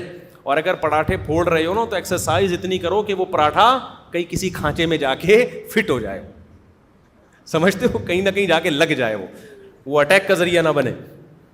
تو اس لیے میں اس پر اتنی شدت سے بیان کرتا ہوں, ورنہ میرے میڈیکل سائنس میری فیلڈ نہیں ہے. تو اب چونکہ رمضان میں آپ اپنی صحت کو مینٹین رکھ سکتے ہیں, تو اس لیے ایسے کام مت کریں کہ مالداروں کا پیسہ آپ کے ڈائلیسس میں خرچ ہو. کوشش کریں اپنے گردوں کو بچائیں. قوم پہلے ہی بہت غریب ہے, پہلے ہی قوم پہ بہت بوجھ ہے, تو جب یہ ڈائلیسس کے پیشنٹ ہی کم ہوں گے تو جو مالدار خرچ کرنا چاہتے ہیں ان کے پاس اور بہت سارے مصارف آ جائیں گے جہاں وہ خرچ کریں گے. تو میرا اپنا بھی ارادہ ہے کہ میں ڈاکٹروں کو لا کے, جو اچھے ایکسپرٹ حکیم ہیں یا ڈاکٹرز ہیں, ان کو لا کے لوگوں کو اویئر کروں. ابھی ہم نے ڈاکٹر خرم صاحب جو لندن میں ہوتے ہیں ان کا انٹرویو لیا ہے پوڈ کاسٹ, وہ بھی انشاءاللہ بھی شائع ہوگا, کینسر کے بارے میں, کہ وہ بہت سی بے احتیاطیاں ہوتی ہیں جن سے آپ کو کینسر ہو جاتا ہے. اچھا, میں نے ڈاکٹروں سے سنا ہے, یہ کینسر کے اسپیشلسٹ کہتے ہیں کہ سگریٹ پینا صحت کے لیے اتنا نقصان دہ نہیں ہے جتنا میٹھا زیادہ کھانا نقصان دہ ہے. سمجھتے ہو, سگریٹ پینا بھی نقصان دہ ہے, اتنا نہیں جتنا, کیونکہ میٹھا کھانے سے وزن کیا ہوتا ہے, اصل ہے وزن بڑھنا. وزن بڑھنا 40 سال کے بعد خاص طور پہ یہ زیادہ نقصان دہ ہے بنسبت کس کے, سگریٹ پینے کے. اب سگریٹ کے ڈبے پہ تو لکھا ہوتا ہے کینسر کا ذریعہ ہے, لیکن مٹھائی کے ڈبوں پہ کچھ بھی نہیں لکھا ہوا ہوتا. تو مٹھائی کے ڈبوں پہ بھی لکھا ہوا ہونا چاہیے کہ آپ 40 سال سے ایج بڑھ گئی ہے اور وزن آپ کا بڑھنا شروع ہو گیا ہے, تو کائنڈلی ان ڈبوں سے احتراز کریں. صرف ڈبہ کھائیں, مٹھائی چھوڑ دیں. آپ ڈبہ اگر پانی میں ڈال کے کھا جائیں گے اتنا نقصان نہیں ہوگا, وہ کاغذ ہے نکل جائے گا. وہ سمجھتے ہو کہ نہیں سمجھتے؟ ابھی بھی سمجھ میں نہیں آ رہی تو جو مرضی کرنا ہے کرو. جب پڑے ہوئے ہو گئے نا پھر بولے کہ یہ ہو کیا گیا ہمارے ساتھ. کائنڈلی بھائی یہ جلدی جلدی یہ والے مسائل نمٹا دوں میں. رمضان میں بغیر داڑھی والے حفاظ کرام تراویح پڑھاتے ہیں, ان کے پیچھے جماعت کا کیا حکم ہے؟ دیکھو, داڑھی رکھنا فرض ہے, رسول اللہ صلی اللہ علیہ وسلم کا آرڈر ہے, اعفوا اللحى وقصوا الشوارب, داڑیاں بڑھاؤ, خالف الیہود والنصارى, یہود و نصارہ کی مخالفت کرو. تمام پیغمبروں نے داڑیاں رکھی ہیں, بڑھائی ہیں. صرف رکھنا خشخشی داڑھی جسے کہتے ہیں وہ کافی نہیں ہے. تورات میں اللہ تعالیٰ کا حکم آج بھی موجود ہے کہ اللہ تعالیٰ نے موسیٰ علیہ السلام کو کوہ طور پہ بلا کے حکم دیا کہ اپنی قوم سے کہہ دو کہ داڑھی مت کٹانا. یہی وجہ ہے کہ آج یہودی بھی لمبی لمبی داڑیاں رکھتے ہیں. ہمارے نام نہاد مذہبی اسکالرز جو آج لبرل قسم کے اسکالرز آ رہے ہیں, ان کو یہودیوں سے عبرت حاصل کر لینی چاہیے کہ ہزاروں سال پرانا مذہب ہے, یہودی نے اب بھی اپنی داڑھی نہیں چھوڑی. ان کے مذہبی اسکالر کہتے ہیں بڑھانی پڑے گی آپ کو, اب تک تحریف نہیں کی. اور ہمارے آج کے اسکالرز کیا کہہ رہے ہیں؟ کہہ رہے ہیں ایکچولی وہ تو اس دور کا کلچر تھا تو نبی نے حکم دے دیا, ایکچولی یہ کوئی اسلام کا اس سے تعلق نہیں ہے. ایسا بالکل بھی نہیں ہے. اللہ تعالیٰ نے مرد اور عورت میں فرق کے لیے بہت ساری چیزیں رکھی ہیں. ان میں بہت بڑا فرق جو ایک ظاہری گیٹ اپ کا ہے وہ کس کا ہے؟ داڑھی کا ہے. اس لیے آپ خدا کے حکم کو چینج کرنے کی کوشش نہ کریں. زمانہ تبدیل ہوگا, اسلام تبدیل نہیں ہو سکتا. تو یہ اللہ کا حکم ہے, اور یہ ایسا گناہ ہے جو 24 گھنٹے آپ کے ساتھ لگا ہوا ہے اگر آپ کاٹتے ہو. اگر آپ سے نہیں رکھی جا رہی, توبہ استغفار کر کے اللہ سے توفیق مانگو. آج بعض مذہبی اسکالرز کے ساتھ مسئلہ یہ ہے کہ ان کو فیمس ہونے کا شوق بھی ہے لیکن شریعت کے احکام کو فالو نہیں کرتے, نتیجتاً شریعت کا حکم ہی چینج کر دیتے ہیں. تو ایسا نہیں ہے.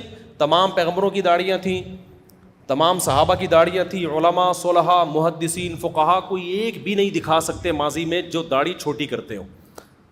اس لیے داڑھی بڑھانے کا حکم ہے, کم سے کم اس کی مقدار 1 مشت ہے, کم سے کم چاروں طرف سے 1 مٹھی. اور خط بھی ایسے ایسے بنا رہے ہیں عجیب عجیب قسم کے, جیسے کپ رکھ کے نا کاٹ دیا.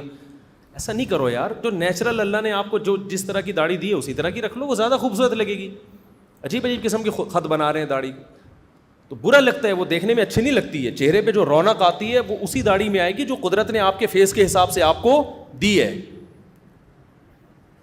فَلَا يُغَيِّرُنَّ خَلْقَ اللَّهِ, قرآن کہتا ہے نا کہ ہم, شیطان نے قسم اٹھائی تھی کہ اللہ میں ان سے تیری تخلیق چینج کرواؤں گا, میں جس فطرت پہ تو نے پیدا کیا.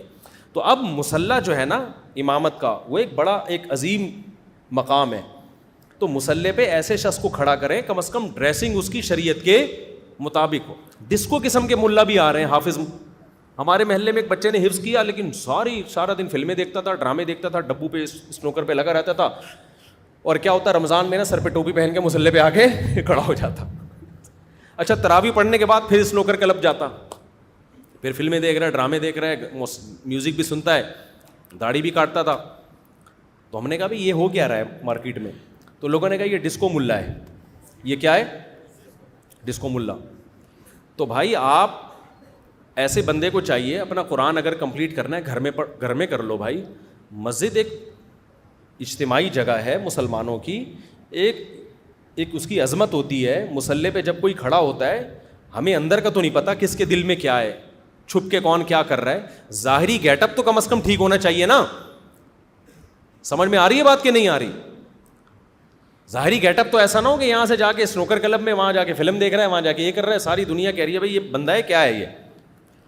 تو ظاہری گیٹ اپ کم از کم حافظ قرآن کا جو مسجد میں تراویح پڑھا رہا ہے اس کا شریعت کے کسی کبیرہ علانیہ گناہ میں مبتلا نہ ہو. کبیرہ گناہ اور کھلے عام اس میں مبتلا نہ ہو. اگر ہے تو آپ کو چاہیے کہ آپ اس کو ہٹا دیں وہاں سے, اگر ہٹانے کی قدرت ہے.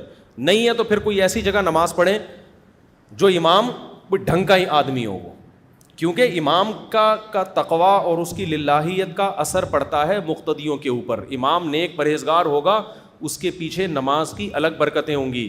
تراویح کوئی چھوٹی موٹی نماز نہیں ہے, اچھی خاصی ٹینشن ہے, لمبی نماز ہے. تو آپ کسی فاسق آدمی کے پیچھے پڑھ کر اس کی برکتوں سے کیوں محروم ہونا چاہتے ہو بھائی آپ؟ تو کوشش کیا کریں, ہمت کریں, جو امام پراپر داڑھی ہو, شریعت کے مطابق اس کا لباس ہو, کسی کبیرہ علانیہ گناہ میں مبتلا نہ ہو, اس کو مسجد کا امام بنائیں اور تراویح اسی کے پیچھے پڑھیں آپ. نابالغ بچوں کے پیچھے تراویح کا کیا حکم ہے؟ چھوٹا بچہ تراویح میں قرآن سن تو سکتا ہے لیکن نابالغ بچہ قرآن پڑھا نہیں سکتا بالغوں کو. نابالغ بچے نے قرآن اگر حفظ کر لیا ہے تو گھر میں وہ بہن بھائیوں کو, چھوٹے نابالغ بچوں کو وہ امامت کرے, وہاں قرآن کمپلیٹ کرے, کیونکہ اس سے قرآن کمپلیٹ کروانا چاہیے رمضان میں. اگر وہ امامت نہیں کرے گا گھر میں تو قرآن بھول جائے گا, لیکن بالغ آدمی اس کے پیچھے نماز نہیں پڑھ سکتا. کن صورتوں میں روزہ چھوڑنا جائز ہے؟ روزہ چھوڑنا صرف 2 صورتوں میں جائز ہے قرآن کے مطابق, ایک سفر میں اور دوسرا بیماری میں. سفر کا مطلب یہ ہے کہ آپ سفر میں داخل ہو چکے ہوں. مثال کے طور پر صبح سحری کے وقت تھا, کراچی ایئرپورٹ پہ تھے, آپ نے جانا ہے امریکہ, کتنا لمبا سفر ہے نا. لیکن سحری کا وقت, آپ کا گھر ہے کراچی میں, سحری کا وقت ختم ہو گیا کراچی ایئرپورٹ پہ, تو ابھی آپ مسافر بنے نہیں ہیں. سفر کی نیت ہے مگر بنے نہیں ہیں, تو آپ کو روزہ رکھنا پڑے گا, کیونکہ آپ مقیم ہے نا ابھی. تو لوگ کیا کرتے ہیں, چونکہ آج ہم نے امریکہ جانا ہے یا چھانگا مانگا جانا ہے تو ابھی سے روزہ چھوڑ دیا ہم نے. بھائی وہ تو جب آپ جہاز میں بیٹھیں گے, جہاز کراچی کی حدود سے باہر نکلے گا, اس وقت آپ مسافر بنیں گے. جب تک کراچی کی حدود میں ہے, اپنے شہر کی حدود میں ہے, آپ مسافر نہیں بنتے. ابھی مسافر ہونے کا ارادہ, تو گھر سے نکلنے سے مسافر نہیں بنتا آدمی. اپنے شہر کو تمام مضافات سمیت, شہر اور اس کی جو قریب کی آبادی ہوتی ہے, وہ جب تک پوری مکمل ختم نہیں ہو جاتی آپ سفر میں داخل نہیں ہوتے. سمجھتے ہو؟ ہاں, آپ جہاز میں بیٹھ گئے, ابھی سحری کا وقت ہے اور جہاز کراچی کی آبادی سے باہر نکل گیا اور ابھی بھی سحری کا وقت ہے. اب سحری کا وقت جب ختم ہونے والا ہے اس وقت آپ مسافر بن چکے تھے, تو اب آپ روزہ چھوڑ بولو سکتے ہیں. اب آپ کیا کریں گے؟ روزہ چھوڑ سکتے ہیں. اچھا, جب آپ امریکہ کی طرف جا رہے ہیں, بھائی یہ بہت اہم بیان ہے, جو باہر سے لوگ سفر کرتے ہیں نا یورپ امریکہ سے رمضان میں, ان کے لیے بہت امپورٹنٹ بیان ہے. اس پہ کلپ بنا دیں, بنا کے نکال دیے, کہ لوگ بہت پوچھتے ہیں یہ مسئلہ. اب مسئلہ یہ ہے کہ جو کراچی سے امریکہ جا رہا ہے وہ جا رہا ہے مشرق سے مغرب کی طرف, ایسا ہی ہوتا ہے نا, ایسٹ سے ویسٹ کی طرف سفر کرتا ہے. جو امریکہ سے کراچی آ رہا ہے نا, اس کے تو مزے ہوں گے, اس کے کیا ہوں گے؟ مزے ہو جائیں گے. وجہ اس کی یہ ہے کہ سحری کا وقت تھا امریکہ میں, ابھی ختم نہیں ہوا ایئرپورٹ پہ, شریعت کہتی ہے روزہ رکھنا پڑے گا آپ کو. اس نے روزہ رکھ لیا. اب جہاز نے فلائی کیا, سورج کی مخالف سمت میں جہاز سفر کر رہا ہے, ٹھک ٹھک ٹھک کر کے نمازیں بھی آ رہی ہیں اور افطار کا ٹائم بھی ٹھک کر کے آ جائے گا. اس کے ہو گئے مزے, وہ بڑے آرام سے روزہ کیا کرے گا؟ رکھ لے گا. دوبارہ سحری کا وقت آ گیا اگر سفر کے دوران, تو روزہ چھوڑ دے, کیونکہ اب سفر میں داخل ہو چکا ہے. اگر چھوڑنا چاہے, بہتر تو یہ کہ رکھے سفر میں بھی, افضل یہی ہے کہ اس زمانے میں رکھ لیے سفر میں. لیکن مسئلہ اس کے لیے ہوتا ہے جو یہاں کراچی ایئرپورٹ پہ تھا, 5:30 فرض کرو سحری کا وقت ختم ہو رہا ہے, اب 5:30 پہ بورڈنگ کا اعلان ہوا, جہاز میں بیٹھنا شروع ہوا, یا جہاز ابھی ٹیک آف کر رہا ہے, ابھی اڑا نہیں ہے, اور سحری کا وقت داخل ہو گیا, تو ابھی یہ مسافر بنا, سحری کا وقت ختم ہو گیا, ابھی یہ مسافر بنا نہیں ہے, اس پہ روزہ رکھنا کیا ہے, واجب ہے, روزہ رکھ لیا اس نے. اب ہوگا کیا, جہاں جہاں سورج جا رہا ہے جہاز بھی بولو وہیں جا رہا ہے, اس کا روزہ ہو جائے گا بہت لمبا, بعض دفعہ 23 گھنٹے کا روزہ بھی ہو جاتا ہے. تو ایسے میں شرعی حکم یہی ہے کہ آپ کو روزہ رکھنا بول لیں پڑے گا. سمجھتے ہو کہ نہیں سمجھتے؟ بے شک روزہ لمبا ہو گیا, لیکن چونکہ روزہ آپ رکھ چکے ہو, اب اس کو توڑنے کی شرعاً اجازت نہیں ہے, اب اس کو کمپلیٹ. سفر میں روزہ توڑنا جائز نہیں ہے سفر کی وجہ سے, چھوڑنا جائز ہے, لیکن وہ چھوڑنا جب ہے جب سفر میں روزہ شروع ہو رہا ہو, توڑنا جائز نہیں ہے. اب روزہ ہو گیا بہت لمبا تو کوئی بات نہیں, اللہ میاں نے آپ کو مختصر روزے بھی تو دکھائے نا, آج تھوڑا سا لمبا ہو گیا, مرو گے نہیں انشاءاللہ. ہاں اگر کوئی شوگر کا پیشنٹ ہے, یا کوئی بوڑھا اتنا کمزور ہے, یا اور کسی وجہ سے کوئی کسی کو واقعی کمزوری ہو گئی ہے, اور وہ 18-20 گھنٹے کے بعد اس کی حالت غیر ہونا شروع. غیر ہونے کا مطلب یہ ہے کہ بیمار ہونے کا خطرہ ہو گیا, بیمار ہونے کا خطرہ, تو پھر وہ روزہ توڑ سکتا ہے. یاد رکھو, بھوک اور پیاس کی شدت کی وجہ سے روزہ توڑنے کی اجازت نہیں ہے, چاہے شدت کم ہو یا شدت زیادہ ہو. بعض لوگ یہ کہتے ہیں مجھ سے بھوک برداشت ہی نہیں ہو رہی تھی, اتنی شدید بھوک لگ رہی تھی. بھائی آپ کو برداشت کرنی پڑے گی جتنی بھی شدید بھوک لگ جائے. بعض لوگ کہتے ہیں اتنی پیاس لگ رہی تھی مفتی صاحب میں نہیں برداشت کر سکتا تھا, 20 گھنٹے 18 گھنٹے سے میں نے پانی نہیں پیا تھا, میں پاگل ہو رہا تھا, میں برداشت نہیں کر سکتا تھا. بھائی آپ کو برداشت کرنا پڑے گا. تو برداشت ہو سکنا یا نہ ہو سکنا شرعی عذر نہیں ہے. شرعی عذر یہ کہ اتنی حالت خراب ہو جائے کہ آپ کو یہ لگے کہ اگر میں نے پانی نہیں پیا تو میں بے ہوش ہو جاؤں گا, یا میں بیمار ہو جاؤں گا, یا میں مر جاؤں گا. ایسی صورت میں روزہ توڑنا پھر صرف جائز ہی نہیں بلکہ واجب ہو جاتا ہے. پھر نہیں توڑیں گے تو گناہ ہوگا. سمجھتے ہو؟ تو روزہ توڑنا یا تو فرض ہے یا حرام ہے, ٹھیک ہے نا. فرض جب ہے جب بیمار ہونے کا تھوڑی موت کا خوف ہو جائے آپ کو, پھر تو فرض ہے. تو اس لیے جو لوگ ٹریولنگ کرتے ہیں نا, وہ اگر سحری کا وقت اپنے علاقے میں ہی شروع ہو گیا ہے, ختم ہو گیا ہے, تو پھر روزہ رکھنا پڑے گا. سحری کا وقت داخل ہو سفر میں تو پھر روزہ آپ چھوڑ سکتے ہیں, لیکن پھر بھی روزہ سفر میں رکھنا وہ نہ رکھنے سے بہتر ہے. ہاں سفر میں اگر ٹینشن کا خطرہ ہے بہت زیادہ تو پھر چھوڑنا بھی زیادہ بہتر ہے. جیسے 22-23 گھنٹے کا روزہ تو بہت ہی لمبا ہو جاتا ہے نا, تو اگر کسی کا سحری کا وقت ہی ختم ہو گیا ایئرپورٹ پہ, اور اس کو پتہ ہے کہ میں کراچی سے امریکہ جا رہا ہوں اور 22-23 گھنٹے کا لمبا روزہ ہو جائے گا, تو پھر مجھے توڑنا نہ پڑ جائے, تو پھر بہتر ہے چھوڑ ہی دے وہ, کیونکہ اللہ نے اجازت دی ہے, پھر اس اجازت سے فائدہ اٹھانا چاہیے. کیا کہہ رہے ہیں بھائی آپ؟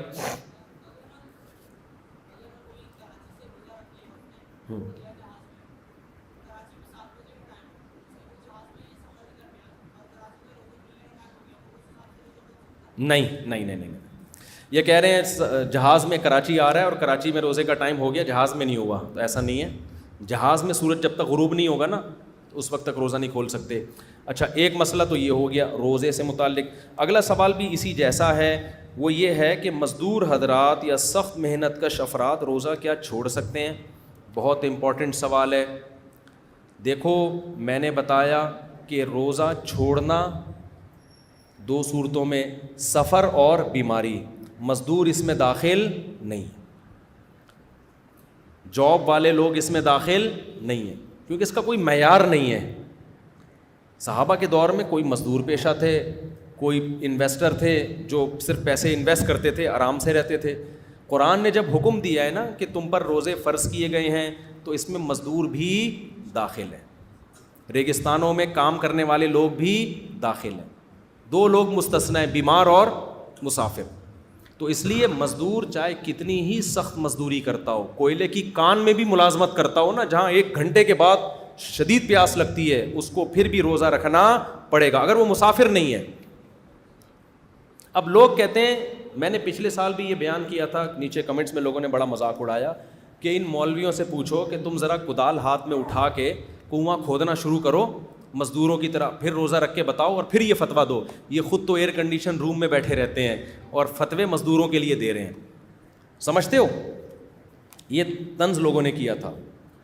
اول تو ہم 24 گھنٹے ایئر کنڈیشن میں نے اب تک اپنے گھر میں ایئر کنڈیشن نہیں لگایا ہے, جا کے دیکھ لو. یہ جو فضول باتیں ہیں نا کہ ہر وقت ایئر کنڈیشن میں بیٹھے رہتے ہیں اور یہ کرتے رہتے ہیں, تو بغیر یہ ہم دیکھتے ہیں نا تم گاڑیوں میں جا رہے ہیں, گاڑیوں میں تو سمجھتے ہیں کہ یہ پتہ نہیں کیسے لائف اسٹائل ہوگا ان کا. اچھا لائف اسٹائل ہے الحمدللہ, غریب نہیں ہیں ہم. لیکن اگر بیٹھے بھی رہتے ہوں 24 گھنٹے, مفتی کی ذمہ داری ہے کہ وہ 24 گھنٹے ایئر کنڈیشن میں بیٹھے یا کوئلے کی کان میں بیٹھے, فتویٰ قرآن و سنت کے مطابق دے گا. وہ یہ نہیں دیکھے گا کہ چونکہ میں کدال اٹھا کے اگر گڑھا کھودوں تو مجھ سے نہیں روزہ رکھا جائے گا, تو مزدور بیچارے سے کیسا رکھا جائے گا, لہذا مزدور کو اجازت دے دو. اجازت دینے کے لیے ہمیں کس سے پرمیشن لینی پڑے گی؟ اللہ سے, اور اللہ پرمیشن نہیں دے رہا, نہ مجھے دے رہا ہے نہ مزدور کو دے رہا ہے. اللہ پرمیشن دے رہا ہے مسافر کو, اور کس کو؟ بیمار کو. مسافر بھلے ایئر کنڈیشن میں ہی سفر کر رہا ہو پھر بھی پرمیشن دے رہا ہے اس کو. تو اللہ سے آگے نکلنے کی کوشش مت کرو. اب سوال یہ پیدا ہوتا ہے کہ پھر مزدور کرے کیا؟ بھائی آپ واقعی گرمیوں کے روزے میں ذرا 1 گھنٹہ کنواں کھود کے تو دیکھو نا, گڑھا کھود کے دیکھو, دماغ کا دہی بن جائے گا.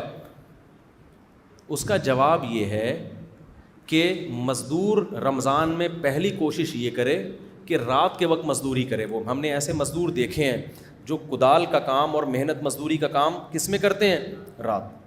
وہ کہتے ہیں بھائی دن میں ہمارے بس میں نہیں, ہمیں روزہ توڑنا پڑ جائے گا, ہم نہیں کریں گے یہ کام. اولین ترجیح اس کو دیں. اور جو مزدوروں سے کام لینے والے ٹھیکیدار ہیں ان پر بھی شرعاً یہ واجب ہے کہ وہ مزدور کا خیال کریں رمضان میں, اس پہ بوجھ ہلکا ڈالیں اور اجرت اس کو پوری دیں. اللہ اس پہ ان کو بہت زیادہ اجر عطا کرے گا. اس پہ برڈن نہ ڈالیں کام کا زیادہ, سخاوت دکھائیں تھوڑی. پھر بھی اگر کسی مزدور کو یہ سہولت نہیں ملتی ہے اور دن ہی میں اس کو مجبوراً کام کرنا پڑ رہا ہے تو روزہ پھر بھی وہ رکھے گا. ہاں یہ بات ضرور ہے کہ جب روزے میں حالت غیر ہو جائے, جیسے کوئلے کی کان میں کوئی جاتا ہے نا, وہ تو آدھا 1 گھنٹے میں ہی حالت غیر ہو جاتی ہے, اس کو تو بار بار پانی چاہیے. تو اتنی حالت جب غیر ہو جائے کہ اس کو ڈر ہو کہ میں نے پانی نہیں پیا تو میں بے ہوش ہو جاؤں گا یا چکرا کے چکر آنا شروع ہو جائیں گے. چکر آنا بھی ایک بیماری ہے. اگر پیاس کی شدت سے آپ کا دماغ گھوم رہا ہے تو پھر یہ بھی بیماری میں آ جاتی ہے. یہ چیز دماغ گھوم رہا ہے, شوگر, خوراک کی کمی سے شوگر لیول ڈاؤن ہو گیا, شوگر کے پیشنٹ کے ساتھ جیسے کہ ہوتا ہے, مرنے کا خطرہ ہو گیا, بیمار ہونے کا خطرہ ہو گیا, تو اب یہ روزہ توڑنے کا شرعی عذر ہے, لہذا ایسی صورت میں وہ روزہ توڑ سکتا ہے. تو ایسا مزدور روز روزہ رکھے گا اور جب حالت غیر ہونے لگے گی تو روز روزہ توڑے گا. اس کو انشاءاللہ کوئی گناہ نہیں ہوگا, کیونکہ ایسے مزدور کے لیے ہمارے پاس روزہ چھوڑنے کی دلیل نہیں ہے, توڑنے کی شرعی دلیل موجود ہے. تو ہم نے اللہ کے حکم کو فالو کرنا ہے. اب لبرل لوگ کہتے ہیں یہ کیا یار, جب توڑنا ہی ہے تو رکھ کیوں رہے ہو, رکھوا کیوں رہے ہو؟ بھائی رکھوا بھی اللہ کے حکم سے رہے ہیں, توڑوا بھی اللہ کے حکم سے رہے. ہم حکم کے پابند ہیں. ایسا اجتہاد کرنا نا مارکیٹ میں کہ جس کا کوئی نص سے سہارا ہی نہ ملتا ہو, یہ اجتہاد آج کل کے نام نہاد اسکالرز کا کام ہے. یہ مفتیان کرام کا ان کا کام, مفتیان کرام کا کام نہیں. مفتی آپ کو نصوص بتائے گا کہ بھائی چھوڑنے کی اجازت صرف سفر میں اور بیماری میں ہے, تو چھوڑے گا نہیں, توڑ سکتا ہے, لیکن اس کنڈیشن میں آ کے بعد میں پھر سارے روزے قضا کرے. وہ سمجھتے ہو کہ نہیں سمجھتے؟ رکھنے پھر بھی پڑیں گے اگر مسافر نہیں ہے. اول تو مزدور لوگ بہت سارے مسافر بھی ہوتے ہیں, 15 دن سے کم کہیں ٹھہرنے کی انہوں نے نیت کی ہوئی ہوتی ہے, تو پھر وہ مسافروں کے حکم میں آ جاتے ہیں. اس مسافر ہونے سے فائدہ اٹھائے. اسی طرح ہمارے کھلاڑی کرکٹ کے میچز کھیل رہے ہوتے ہیں, تو بعض کھلاڑی, اول تو اللہ کا شکر ہے ہمارے کھلاڑیوں میں میجورٹی روزے بھی رکھتی ہے, نماز بھی پڑھتی ہے, لیکن بعض کھلاڑی اس طرح کی باتیں کرتے ہیں ایکچولی ہم اگر روزہ رکھ کے ایکچولی ہم جب کرکٹ کھیلیں گے تو ہمیں ہارنے کا امکان ہے, تو پوری قوم کا فیوچر داؤ پہ لگ جائے گا, پوری قوم ذلیل ہوگی, بدنام ہوگی, تو ہم قوم کے وسیع تر مفاد میں فی الحال روزہ چھوڑ دیتے ہیں, بعد میں قضا کر لیں گے. بھائی ملک اگر میچ ہارے گا تو لوگ کہتے ہیں کہ بدنامی ہوتی ہے نا, تو اصل میں قوم کے وسیع تر مفاد میں ہمیں ہر 1 گھنٹے بعد کافی چاہیے ہوتی ہے کھیلنے کے لیے. فٹ بال کھیل رہے ہیں, کرکٹ کھیل رہے ہیں, تو ایکچولی اگر ہم نے روزہ چھوڑ دیا تو ایکچولی ہمارے اپنی خاطر نہیں, یہ کس کی خاطر؟ قوم کی خاطر. تو یہ ایسی خاطر ہے کہ اس میں آپ اللہ کو خاطر میں نہیں لا رہے, قوم کو خاطر میں لا رہے ہو. تو رمضان کا روزہ اسلام کا رکن ہے, آپ میچ جیتیں یا ہاریں آپ کو روزہ رکھنا پڑے گا اگر آپ مسافر نہیں ہیں. ہاں کسی شہر میں 15 دن سے کم کی نیت آپ نے کی ہوئی ہے ٹھہرنے کی, پھر آپ مسافر ہیں, پھر آپ چھوڑ سکتے ہیں. لیکن 15 دن اسٹے کی نیت کر لی ہے تو آپ نہ کرکٹ کی وجہ سے, نہ قوم کے وسیع تر مفاد کی وجہ سے, اور نہ کسی اور حکمت سے آپ روزہ چھوڑ سکتے ہیں. سمجھتے ہو کہ نہیں سمجھتے؟ تو یہ کچھ اہم احکام ہیں. اسی طرح میرے بھائی خواتین جو پریگننٹ ہوتی ہیں یا بچے کو فیڈ کرا رہی ہوتی ہیں وہ بھی بڑے آرام سے روزہ چھوڑ دیتی ہیں. اور خواتین میں مشہور ہے کہ پریگننٹ خواتین پہ روزے فرض نہیں ہیں, فیڈ کرانے والی عورتوں پہ روزے فرض نہیں ہیں. نا نا نا نا نا نا, یہاں بھی وہی ہے کہ اگر روزہ چھوڑ کے بیمار ہونے کا غالب گمان ہو تو روزہ چھوڑنے کی اجازت ہے. پریگننسی بذات خود کوئی بیماری نہیں ہے. اسی طرح بچے کو فیڈ کرانے سے خود کے بیمار ہونے یا جو بچے کو فیڈ کرا رہی ہیں خواتین وہ اگر روزہ رکھیں گی تو خود بیمار ہونے کا یا بچے کے بیمار ہونے کا خطرہ ہے تو وہ روزہ چھوڑ سکتی ہیں. ادروائز فیڈ کرانے والی عورت کے لیے بھی روزہ چھوڑنا جائز نہیں ہے. سمجھتے ہو؟ تو اگر خاتون بچے کو فیڈ کرا رہی ہیں ان کو ڈر ہے کہ میں نے روزہ رکھا تو دودھ ہی نہیں آئے گا, بچے کا بیڑا غرق ہو جائے گا, تو ایک الگ مسئلہ ہے. لیکن اگر ایسا خطرہ نہیں ہے تو کچھ کمزوری تو بہرحال ہوتی ہے, اور فیڈ کرانے والی کو زیادہ کمزوری ہوتی ہے. تو یہ ویکنیس یا کمزوری کوئی شرعی عذر نہیں ہے. ایسا تھوڑی ہے کہ روزہ رکھ کے آپ ایک دم ڈولے چھولے بننا شروع ہو جائیں آپ کے, تو کمزوری تو ہوگی نا, روزہ رکھ رہے ہو نا, کھانا پینا چھوڑ رہے ہو. تو اس لیے یہ شرعی آزار ہیں. اس کے علاوہ بس 2 چیزیں یاد رکھیں, بیمار اور مسافر, اور اس میں مرنا بھی داخل ہے. جب ظاہر ہے بیماری کے خوف سے توڑ سکتے ہیں تو موت کے خوف سے تو بدری اولا توڑ سکتے ہیں. کراچی میں آپ کو یاد ہے ایک دن بہت شدید گرمی پڑی تھی تو روزے میں بہت سے لوگوں کے جنازے اٹھے تھے. ان میں لوگ بہت سے فنٹر بننے کی کوشش کی تھی. اب ہیٹ اسٹروک کی وجہ سے وہ مر رہے ہیں. لوگ کہہ رہے ہیں پانی پی لے, وہ کہہ رہے ہیں نہیں خدا کو منہ دکھانا ہے. اور بھائی خدا خود کہہ رہا ہے کہ جان بچا تو پانی پی یار. ہمارے ادھر ایک بڑے نیک آدمی تھے ماشاءاللہ, ان کو بھی پانی کا مسئلہ تھا نا, پانی کی کمی سے ایک دم ان کی طبیعت خراب ہو جاتی تھی. روزہ رکھا ہوا تھا گرمیوں میں, ان کی طبیعت خراب ہوئی, پانی کہہ رہے ہیں پی لو, نہیں. میں نے ان کو لے کر گیا وضو خانے کی طرف, میں نے کہا ان کو نا گن پوائنٹ پہ چھڑکاؤ کرے ان کے اوپر, زبردستی پلایا. تو ایسے موقع پہ اگر مریض خود بھی نہیں پی رہا نا, فنٹر گیری کی کوشش کر رہا ہے, فنٹر بن رہا ہے, تو آپ لوگوں کی ذمہ داری ہے زبردستی اس کے منہ پہ بوتل چڑھا دیں. مرے گا نا تو اس کو تو گناہ ملے گا, آپ کو بھی ملے گا گناہ. تو جان بچانے کے لیے روزہ توڑنا فرض ہے, صرف جائز نہیں ہے بلکہ کیا ہے, فرض ہے. تو یہ اس کا خیال کریں. اگر غلطی سے منہ میں پانی چلا جائے تو روزہ ٹوٹ جائے گا, صرف قضا ہوگی یا کفارہ. دیکھو حدیث میں آتا ہے بھولے سے کوئی کھا لے یا پی لے تو روزہ نہیں ٹوٹتا. غلطی سے کے بارے میں کوئی حدیث نہیں ہے. غلطی کے بارے میں, غلطی سے کھانا الگ چیز ہے, بھولے سے کھانا الگ چیز ہے. دونوں میں فرق کیا ہے؟ مثال کے طور پر بھولے سے کھانا تو آپ کو روزہ یاد ہی نہیں تھا, آپ نے پھوڑ پھاڑ کے طبیعت سے بیٹھ گیا, اس کے بعد ڈکار آئی تو یاد, اڑے میرا تو روزہ تھا. ہوتا ہے ایسے. ہمارے بھائی صاحب تھے, بڑے تھے کیا ہیں, تو انہوں نے ایک نفلی روزہ رکھا ہوا تھا. میں ان سے ملنے کے لیے گیا, 4:30-5 بجے کا ٹائم تھا, افطاری میں 1-1.5 گھنٹہ باقی تھا یا 2 گھنٹے باقی ہوں گے. مجھے بھوک لگ رہی تھی, میں نے کہا کھانا, تو کھانا آیا تو انہوں نے بھی کھایا, دبا کے کھایا. کھانا کھایا, اس کے بعد انہوں نے کڑک سی چائے پی, پانی پیا, چائے پی, اس کے بعد بیٹھ گئے. ایک دم ان کو اڑے میرا تو کیا تھا, روزہ تھا. ہم نے کہا کوئی بات نہیں, کھانا بھی ہو گیا, روزے کا ثواب بھی. اب کچھ نہیں کھاؤ بھائی, اب یاد آ گیا, 1 گھنٹے بعد پھر افطاری کر لو یا 1 آدھ کھجور کھا لو, جو بھی کرنا ہے. تو یہ اللہ کی رحمت ہے کہ بھولے سے جتنا مرضی کھا لو, اس سے روزہ نہیں ٹوٹتا. ایک ہوتا ہے غلطی سے کھانا. غلطی سے کھانا کیا ہوتا ہے؟ آپ سمجھے کہ بھائی 6:30 بجے افطاری کا ٹائم ہے, گھڑی آپ کی 6:30 بجا رہی ہے, حالانکہ 6 بج رہے تھے. بچے نے آپ کی گھڑی کی سوئی آگے گھما دی. آپ نے کہا یار مؤذن کا دماغ خراب ہو گیا, اذان ہی نہیں دے رہا, 6:30 کیا 6:45 ہو گئے ہیں, اب تو بسم اللہ ہی وہ اللہم لک صمت پڑھ کے آپ نے شروع کر دیا. تو ایک نوالا بھی پیٹ میں گیا نا آپ کے, تو روزہ آپ کا ٹوٹ گیا, کیونکہ یہ بھولے سے نہیں کھایا آپ نے, روزہ آپ کو یاد ہے, یہ غلطی سے کیا ہے, غلط فہمی ہوئی ہے آپ کو. آپ سمجھے تھے کہ افطاری کا وقت ہو گیا ہے, حالانکہ افطاری کا وقت نہیں ہوا. اس بارے میں کوئی حدیث نہیں ہے کہ اس سے روزہ نہیں ٹوٹتا, اس سے روزہ ٹوٹ جاتا ہے, کیونکہ اس میں آپ کی کسی نہ کسی درجے میں آپ کی کوتاہی ہے. بھولے سے میں آپ کی کوئی کوتاہی نہیں ہے, بھول کی نسبت اللہ کی طرف ہوگی. اس میں آپ کی کوتاہی ہے کہ یار ایک گھڑی میں کیوں, تو 4 گھڑیوں میں دیکھ لیتے ہیں نا, گھڑیاں تو آگے پیچھے ہوتی ہیں. اسی طرح بعض دفعہ یہ ہوتا ہے مؤذن صاحب کی گھڑی غلط تھی, انہوں نے اذان دے دی 6 بجے ہی, پورے محلے نے کھا لیا, تو یہاں بھی غلطی سے ٹوٹا ہے, بھولے سے نہیں ٹوٹا. تو غلطی سے ٹوٹنے سے روزہ نہیں ٹوٹتا, اس بارے میں کوئی حدیث نہیں ہے, لہذا اس میں روزہ آپ کا ٹوٹ جائے گا. لیکن چونکہ آپ کی طرف سے جرم نہیں ہوا تو اس روزے کا کفارہ نہیں ہے, صرف قضا ہے, غلطی آپ کی نہیں ہے. گھڑی میں بھی آپ نے جان کر تو نہیں کیا نا, ہو گیا تو کفارہ نہیں ہے. اسی طرح بعض دفعہ آپ کیا کر رہے تھے کہ وضو کر کے آپ کو یاد ہے کہ میرا روزہ ہے, تو منہ بھر کے آپ نے قلی کی, اس میں 2 قطرے آپ کے حلق میں چلے گئے, تو یہ بھولے سے روزہ نہیں ٹوٹا. یہ کیسے ٹوٹا ہے؟ غلطی سے ٹوٹا ہے. یہاں بھی روزہ آپ کا ٹوٹ جائے گا, لیکن کفارہ آپ پہ لازم نہیں ہوگا, کیونکہ آپ نے جان کر پانی نہیں نگلا. سمجھتے ہو کہ نہیں سمجھتے ہو؟ تو اسی طرح سحری کا وقت ختم ہو گیا تھا, آپ سمجھے ختم نہیں ہوا اور آپ نے 2 پراٹھے مزید پھوڑ لیے. بعد میں دیکھو ابے یہ کیا ہو گیا بھائی, سحری کا وقت تو ختم ہو گیا, آدھا گھنٹہ ہو چکا ہے. تو یہ بھی بھولے سے نہیں ہے بلکہ کیا ہے, غلطی سے ہے, لہذا آپ کا روزہ گیا. سمجھتے ہو؟ تو اس میں قضا لازم ہے, کفارہ لازم نہیں ہے.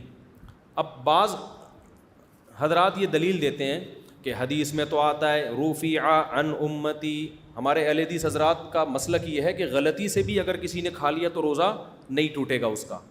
اور وہ دلیل یہ دیتے ہیں کہ حدیث میں آتا ہے رفع عن امتی الخطأ والنسیان, میری امت سے بھول اور خطا کو ہٹا لیا گیا ہے. تو یاد رکھو یہاں حدیث کا مطلب ہے بھولے سے اور خطا سے جب کوئی کام کیا جائے تو گناہ نہیں ملتا. اس حدیث کا اس سے تعلق نہیں ہے. یہی وجہ ہے کہ نماز میں آپ بھولے سے, آپ سے کوئی غلطی ہوتی ہے تو بھی سزا میں آپ کو سدا صاحب کرنا پڑتا ہے. احرام کی حالت میں غلطی سے بھی خوشبو لگا لو گے تو دم آپ کو دینا پڑے گا. تو شرعی حکم نہیں ہوتا, صرف رمضان کے روزے میں الگ سے بھول کی حدیثیں ہیں, اس لیے ہم نے اس کو مستثنیٰ کیا ہے کہ بھولے سے نہیں روزہ ٹوٹے گا. ایک اور مسئلہ ذہن میں رکھیں, اگر رمضان میں غلطی سے روزہ توڑ دیا آپ نے, غلطی سے, تو روزہ تو ٹوٹ جائے گا, لیکن اس کو پھر کمپلیٹ بہرحال کرنا پڑے گا آپ کو. یعنی یہ نہیں کہ آپ کے حلق میں غلطی سے پانی چلا گیا تو اب آپ کھانا پینا شروع کر دو. روزے داروں کی طرح اس کو مکمل کرنا ہے, بعد میں ایک روزہ قضا کرنا ہے. اسی طرح یہ بات بھی سمجھ لیں کہ مینسز میں خواتین پہ روزہ رکھنا جائز نہیں ہوتا. اب کسی خاتون نے صبح روزہ رکھا طہارت کی حالت میں, روزے کے دوران مینسز آ گئے تو روزہ ٹوٹ گیا, وہ کھانا پینا شروع کر دیں, روزہ ٹوٹ گیا ان کا, بعد میں قضا بھی کریں. لیکن اگر ایسا ہوا کہ صبح مینسز آ رہے تھے جس کی وجہ سے خاتون نے روزہ چھوڑ دیا, دوپہر دیکھا کہ مینسز آنا بند ہو گئے, غسل کر کے طہارت حاصل کر لی, تو اب روزہ تو نہیں ہوا لیکن شام تک اب کھانا پینا کیا ہو گیا, ناجائز ہو گیا. اب شام تک کھانا پینا اس کے لیے جائز نہیں ہے, روزے داروں کی طرح رہنا پڑے گا. کیونکہ اب قرآن کا جو حکم ہے نا کہ فمن شہید منکم الشہر فلیصمہ, وہ حکم اس عورت کی طرف متوجہ ہو گیا ہے, تو بعد میں قضا بھی کرنی پڑے گی کیونکہ صبح صادق سے کھانا پینا نہیں چھوڑا, اور اس وقت چھوڑنا کیا ہے, لازم ہے, اس کے اوپر روزے داروں کی طرح رہنا پڑے گا. اسی طرح یہ بھی سمجھ لو کہ جب ایک آدمی نے سفر میں روزہ چھوڑا, خوب سمجھ لیں, سفر میں ہو, سحری کا وقت سفر میں آیا, آپ نے روزہ چھوڑ دیا, اجازت دی ہے شریعت نے, اسی دوران آپ اپنے شہر میں داخل ہو گئے, آپ کا روزہ تھا نہیں لیکن آپ شہر میں داخل ہو گئے, تو اب بھی آپ پر کھانے پینے سے رکنا واجب ہو جائے گا. بعض مسافر یہ کرتے ہیں کہ جناب روزہ نہیں تھا, گھر میں آئے, بیگم میں تو سفر میں تھا, اصل میں لاہور سے آ رہا ہوں, جو پکائے لے آؤ. بیگم کہہ رہی ہے سب کا گھر میں روزہ ہے, تو میں تو مسافر تھا بھائی تھے نا, اب تھوڑی ہو, صحیح ہے. تو بعد میں اس روزے کی قضا بھی کرنی پڑے گی کیونکہ صبح سحری سے نہیں, لیکن جب شہر میں آ گئے تو قرآن کا جو حکم ہے نا کہ کھانا پینا چھوڑ دو, 3 چیزوں سے رکنے کا نام ہے نا صوم, تو وہ حکم آپ کی طرف متوجہ ہو جائے گا. اب آپ کے لیے کھانا پینا جائز نہیں ہوگا. سمجھتے ہو کہ نہیں سمجھتے؟ تو یہ چند مسائل ہیں جن کا لوگ خیال نہیں کرتے. میرا اب سفر ہے تو یہ مکمل کر لیتا ہوں میں جلدی سے روزے کے متعلق مسائل. جان بوجھ کر روزہ توڑنے کا رواج بڑھتا جا رہا ہے, اس بارے میں کچھ ارشاد فرمائیں. دیکھو جان بوجھ کر اگر کسی نے عاقل بالغ لڑکے یا لڑکی نے, بالغ لڑکی کہتے ہیں جس کو مینسز آنا شروع ہو جائیں, بالغ لڑکا کہتے ہیں جس کو نائٹ فال شروع ہو جائے, تو یہ بالغ ہو جاتے ہیں. تو جب بالغ ہو گیا اس کے بعد اگر کسی نے رمضان کا روزہ چھوڑا تو کبیرہ گناہ ہے, ایک روزہ قضا کرنا پڑے گا اور ساری زندگی اس روزے کی تلافی اب نہیں ہو سکتی, وہ ثواب کبھی نہیں ملے گا, سال بھر بھی رکھ لے تو کتنا بڑا نقصان کیا نا, لیکن کفارہ نہیں ہے. لیکن اگر روزہ رکھ کے توڑ دیا رمضان کا روزہ تو کفارہ بھی لازم ہے اور الگ سے ایک روزے کی قضا بھی لازم ہے. کفارہ کیا ہے خوب سمجھ لیں, جس نے رمضان کا روزہ جان کر توڑ دیا تو 60 روزے اس کو لگاتار رکھنے پڑیں گے. ایک دن بھی اگر ناغا ہو گیا نا, ایک دن بھی, چاہے بیماری کی وجہ سے ناغا ہوا ہو, تو پھر نئے سرے سے 60 دوبارہ رکھنے پڑیں گے. 59 روزے رکھ لیے تھے, 59 کے بعد طبیعت خراب ہو گئی, ایک روزہ چھوڑ دیا, اب جب رکھے گا تو دوبارہ سے شروع کرے گا وہ ایک روزے سے. تو 60 days کنٹینیو اس کو روزے رکھنے ہیں. سمجھتے ہو, چاہے مرد ہو یا عورت. البتہ خاتون نے جب 60 روزے رکھے تو بیچ میں مینسز آ گئے تو وہ مینسز والے دن خارج ہو جائیں گے, اس میں روزے نہ رکھے تو جیسے ہی مینسز ختم ہوتے ہیں فوراً رکھنا شروع کر دے, جتنے باقی رہ گئے تھے وہ کمپلیٹ کر لے. ایک بھی اگر اس نے اضافی ناغا کر لیا نا تو پھر اس کو بھی 60 دوبارہ رکھنے پڑیں گے. تو مینسز کے دن خارج ہوں گے, باقی اس کو بھی 60 روزے کنٹینیو رکھنے پڑیں گے. اب ہوتا یہ ہے کہ ہمارے پاس ایسے نوجوان آتے ہیں, کہتے ہیں مفتی صاحب ہم نے تو جوانی میں بڑے روزے توڑے ہیں, اب ہم کیا کریں, ہم سے تو نہیں رکھے جاتے 60 روزے. تو بھائی آپ غلط کہہ رہے ہو کہ آپ سے نہیں رکھے جاتے, بوڑھے لوگ مستثنا ہیں. بوڑھے لوگ, بوڑھا آدمی جو بہت زیادہ بوڑھا ہو گیا ہو, جس کو شیخ فانی کہا جاتا ہے, بہت ہی بڑھاپا, جو آج کل ویسے ہی نہیں ہوتے. ونس اپون اے ٹائم ایسے بوڑھے ہوا کرتے تھے, اب تو ہوتے ہی نہیں. تو اس کو مستثنا کیا ہے علماء نے قرآن و سنت کی وجہ سے. اچھا میرا بچہ, اللہ بہت جزائے خیر دے آپ, ماشاء اللہ. تصویر لے لو, جلدی سے لے لو, جلدی جلدی, اسپیڈ کے ساتھ, اسپیڈ کے ساتھ, جلدی ادھر سائڈ پہ آ جاؤ. تو بہت زیادہ بوڑھے لوگ جو نہیں رکھ سکتے, ناممکن ہے ان کے لیے, ان کے پھر حکم یہ ہے کہ وہ 60 غریبوں کو 2 ٹائم کا کھانا کھلا دیں. غریب بھی ایسے لے کر آئیں, یہ تو غریب نہیں ہے, پتلے پتلے, ان کو تھوڑے میں پیٹ ان کا بھر جائے گا. اس ٹائپ کے کتنے آدمیوں کو کھانا کھلا دیں؟ مذاق کر رہا ہوں, ناراض نہیں ہونا یار, کیونکہ میں نے ایسے بھی لوگ دیکھے ہیں کہ ایک آدمی 4 آدمیوں کا کھانا کھاتا ہے, ٹھیک ہے جی, تو لوگ سمجھتے ہیں کہ اس کو کھلانے میں 4 آدمیوں کا ثواب ملے گا, ثواب ایک ہی کا ملے گا. صحیح, تو بندہ دیکھ کے لے کر, بھائی ناراض نہیں ہونا, محبت کر رہا ہوں آپ سے. تو اب دیکھو اگر ایسا کیا ہے نا تو کتنے, 60 روزے. اچھا, بعض نوجوان یہ کہتے ہیں کہ ہم نے تو کئی روزے توڑے ہیں, ہم تو 60 رکھ کے پاگل ہو جائیں گے. تو بھائی جتنے بھی توڑ دیے نا, توبہ کرو, اللہ سے رو رو کے استغفار کرو اور ایک کفارہ ادا کر لو 60 روزوں کا. تو اللہ سے امید ہے انشاءاللہ وہ سب کی طرف سے کافی ہو جائے گا.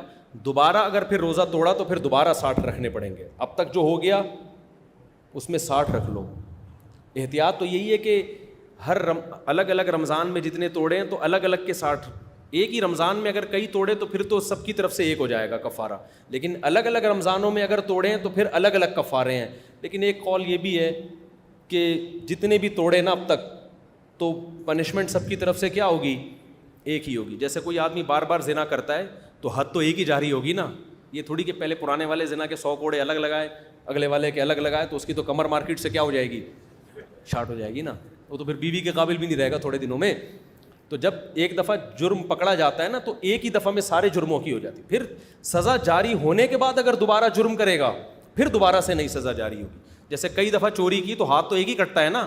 تو بعض فقہا کی یہ رائے ہے کہ کئی رمضان کے بھی کئی روزے بھی کسی نے توڑ دیے تو جب سزا کے طور پر وہ 60 روزے رکھے گا تو ایک ہی دفعہ کے 60 روزے پچھلے تمام روزوں کی طرف سے کفارہ ہو جائے گا. تو اگرچہ یہ قول کمزور ہے لیکن اس سے گنجائش کا فائدہ اٹھایا جا سکتا ہے. آج کل تقویٰ للہیت مارکیٹ سے شارٹ ہے, تو نہ کرنے سے بہتر ہے تو یہی کر لے یار, اللہ سے امید ہے اللہ قبول کر لے گا. یہ بات. اچھا, ایک بات ذہن میں رکھو, ہینڈ پریکٹس سے اگر کسی نے روزہ توڑا ہے تو اس سے روزہ ٹوٹے گا, شدید گناہ بھی ملے گا, لیکن اس میں صرف قضا ہے, کفارہ لازم نہیں ہے. کفارہ جو روزہ توڑنے میں لازم ہوتا ہے وہ زوجہ کے ساتھ ہم بستری کر لی باقاعدہ, اگر حیا کے خلاف ہے لیکن لوگ پوچھتے ہیں انٹرکورس کرنے سے روزہ ٹوٹ جاتا ہے. اگر زوجہ کے ساتھ بھی ایسا ریلیشن قائم کیا کہ انٹرکورس نہیں کیا, صرف ڈسچارج ہو گیا ہے, تو روزہ تو ٹوٹے گا, کفارہ لازم نہیں ہوگا. کفارہ جب لازم ہوتا ہے جب پراپر انٹرکورس ہو جائے, تو اس میں ڈسچارج نہ بھی ہو, بس انٹرکورس ہو گیا تو کفارہ لازم ہو گیا, دونوں پہ لازم ہو جائے گا اگر اس کا بھی روزہ تھا. تو دوسرا روزہ جو کفارہ لازم ہوتا ہے وہ کھانے پینے سے ہوتا ہے, یعنی 3 چیزوں سے کفارہ لازم ہوتا ہے, کھا لیا, پی لیا یا زوجہ سے اس تفصیل کے مطابق ہم بستری جو میں نے ابھی آپ کو بتائی ہے. یہ 3 کام جب ہوں گے تو روزہ بھی ٹوٹ گیا اور آپ پہ 60 روزوں کا کفارہ بھی لازم ہو گیا. اگر آپ پیشنٹ ہیں, مریض ہیں, پورے سال ہی مریض رہتے ہیں, آپ کوئی شوگر کا مسئلہ ہے, 60 روزے رکھنا ناممکن ہے بیماری وغیرہ کی وجہ سے, تو پھر 60 غریبوں کو 2 ٹائم کا کھانا کھلا دیں. لیکن نارملی ایسا ہوتا نہیں ہے. آپ یہ بھی کر سکتے ہو کہ یہ 60 روزے آپ دسمبر جنوری میں رکھ لو جب دن چھوٹے ہوتے ہیں. اللہ نے آپ کو زیادہ پیسہ دیا ہے تو آپ ایسا کریں کہ سردیوں میں ناروے چلے جائیں, وہاں 60 روزے رکھ لیں آپ. 6-6 گھنٹوں کے 5-5 گھنٹوں کے روزے ہوں گے, کوئی بات نہیں, شریعت کی گنجائش سے فائدہ اٹھایا جا سکتا ہے. شریعت کے لاء کو بہرحال فالو کرنا پڑے گا آپ. اور زیادہ آپ فنڈر بننے کی کوشش کر رہے ہیں تو گرمیوں میں آپ چلے جائیں ناروے, 22 گھنٹوں کے 60 روزے رکھ لیں, وہ آپ مر جائیں گے, مارکیٹ سے کیا ہو جائیں گے, شارٹ ہو جائیں گے. تو لیکن اللہ کی گنجائش سے فائدہ اٹھا سکتے ہیں آپ, سردیوں والے دنوں میں رکھ لیں آپ. سمجھتے ہو؟ تو یہ چند مسائل تھے بہت زیادہ ضروری. روزے کی نیت کیسے کی جاتی ہے؟ اگر سحری میں آنکھ کھلے تو روزے کا کیا حکم ہے؟ دیکھو, نفلی روزہ یا رمضان کے اندر رمضان کا روزہ, اس کے لیے آدھا دن گزرنے سے پہلے بھی نیت کر لینا کافی ہے. سحری میں آپ کی آنکھ نہ کھلی, کوئی بات نہیں, جب آنکھ کھلی نیت کر لو میرا روزہ ہے آج. نصف النہار سے پہلے روزے کی نیت ضروری ہے. نصف النہار کسے کہتے ہیں؟ صبح صادق کا ٹائم اور غروب آفتاب کا ٹائم, اس میں جتنے گھنٹے بنتے ہیں نا اس کا آدھا, یعنی آدھا روزہ گزرنے سے پہلے آپ روزے کی نیت کر سکتے ہیں. آدھا دن سے بھی زیادہ گزر گیا پھر نہیں ہو سکتی. آپ صبح اٹھے, آپ کنفیوز تھے کہ یار ایکچولی میں آج روزہ رکھوں کہ نہیں رکھوں, چلو دیکھتے ہیں, اگر اچھا دن گزر گیا, افطاری سے 2 منٹ پہلے آپ نے کہا چلو میرا روزہ ہے آج. یہ نہیں ہوتا, ٹھیک ہے نا,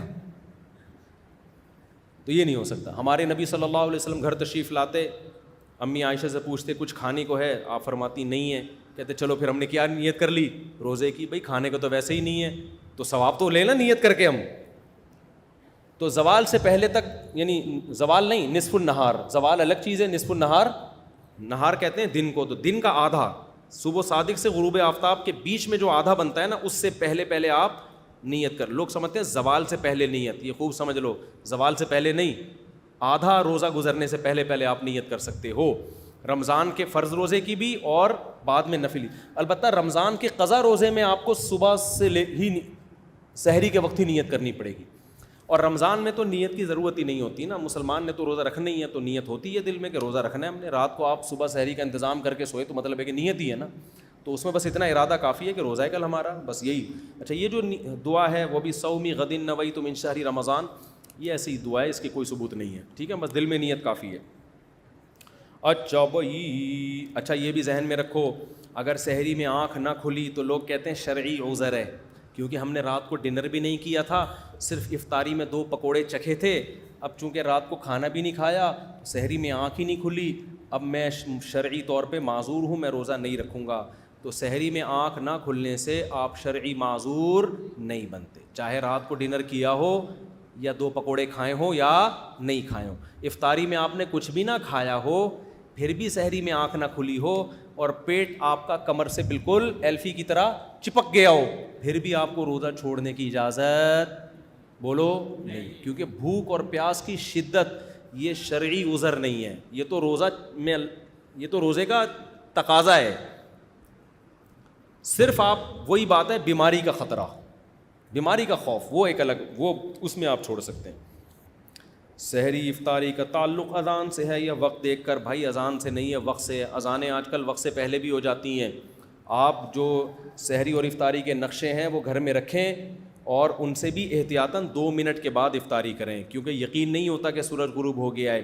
نبی نے جلدی افطاری کا حکم دیا, لیکن اس کا یہ مطلب نہیں ہے کہ ابھی یقین ہی نہیں ہے سورج غروب ہوا بھی ہے کہ نہیں ہوا اور آپ کر لیں. جب 100% یقین ہو جائے یہ کیوں بند ہو گیا؟ بس یہ ابھی ختم ہی کر رہا ہوں میں. ابے یار جلدی جلدی, بہت سارے سوال ہیں, کیا ہو گیا؟ 5 منٹ ہیں آپ لوگ کے پاس؟ 5-10 منٹ, یا تھک گئے ہیں بھائی؟ جلدی کھولیں اس کو, کیا ہو گیا؟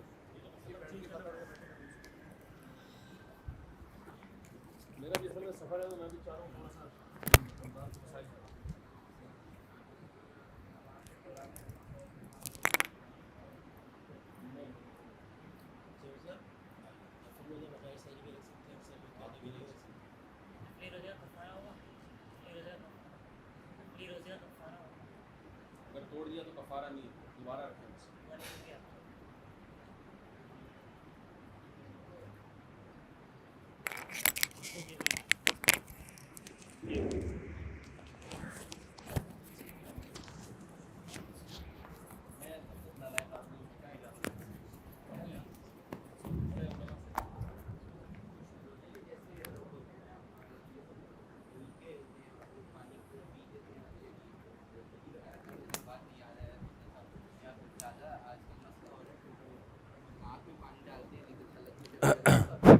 اچھا بتاتا ہوں, ابھی بتاتا ہوں, یہ جلدی سے مکمل ہو جائے.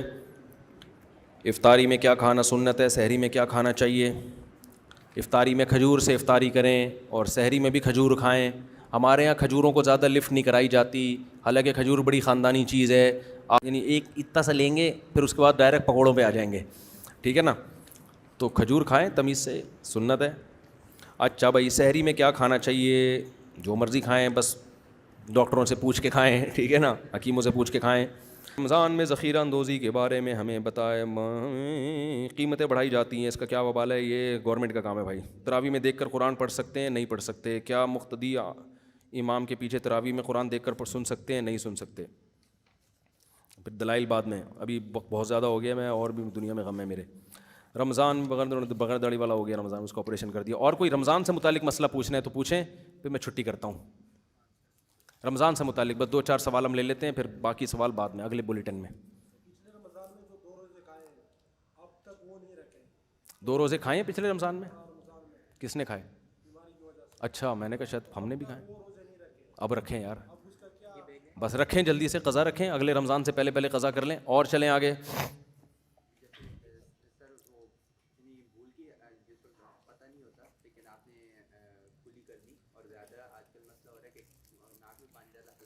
جی, ناک میں پانی ڈالا, حلق میں چلا گیا, یقین ہو گیا کہ گلے میں گیا ہے, پھر تو روزہ ٹوٹے گا. وہم سے نہیں ٹوٹتا. بعض لوگ ناک میں پانی ڈالتے ہیں, دماغ پہ چڑھ جاتا ہے, وہ اس سے بھی روزہ نہیں ٹوٹتا. لیکن یہ کام کریں نہیں, تھوڑا سا پانی ڈالیں ناک میں. اچھا, یہ بھی ایک اہم مسئلہ ہے, روزے میں جب کلی کرتے ہیں نا, تو ایک دفعہ تھوک پھینک دیں, بس کافی ہے. وہمی لوگ تھوک پھینکتے ہی رہتے ہیں, یوں کر کے نا جمع کر کہ کہیں ایسا نہ ہو کہ حلق. تو ایک دفعہ کلی کر کے تھوک پھینک دیا تاکہ تری ختم ہو جائے. اس کے بعد جو تری رہ بھی جائے گی وہ معاف ہے. وہمی نہ بنے کہ ٹیشو سے زبان کو صاف کر رہے ہیں. یہ لوگ میں نے دیکھا ہے وضو کر کے نا مسلسل تھوکتے رہتے ہیں بیٹھ کے. تو وہمی نہ بنو بھائی, نارمل زندگی گزارو. ناک کا بھی یہی رپورٹ ہے, یوں کریں بس. غسل کیسے کریں؟ جب حالت جنابت کا غسل کرنا ہو, جنابت کا غسل رمضان میں روزے میں, تو کلی کریں, منہ بھر کے, غرارے نہ کریں. منہ بھر کے کلی کرنے سے پانی حلق میں نہیں جاتا, غرارے کرنے سے جانے کا خطرہ ہوتا ہے. اور ناک میں پانی بھی آرام سے ڈالیں, ایک دم بہت زیادہ نہ کھینچیں, بس یہ نرم حصہ آرام سے گیلا ہو جاتا ہے. وہمیوں کا تو ڈبکی بھی لگا کے آ جائیں گے, گیلا نہیں ہوگا. میں نارمل لوگوں کی بات کر رہا ہوں. اور کوئی مسئلہ روزے سے متعلق؟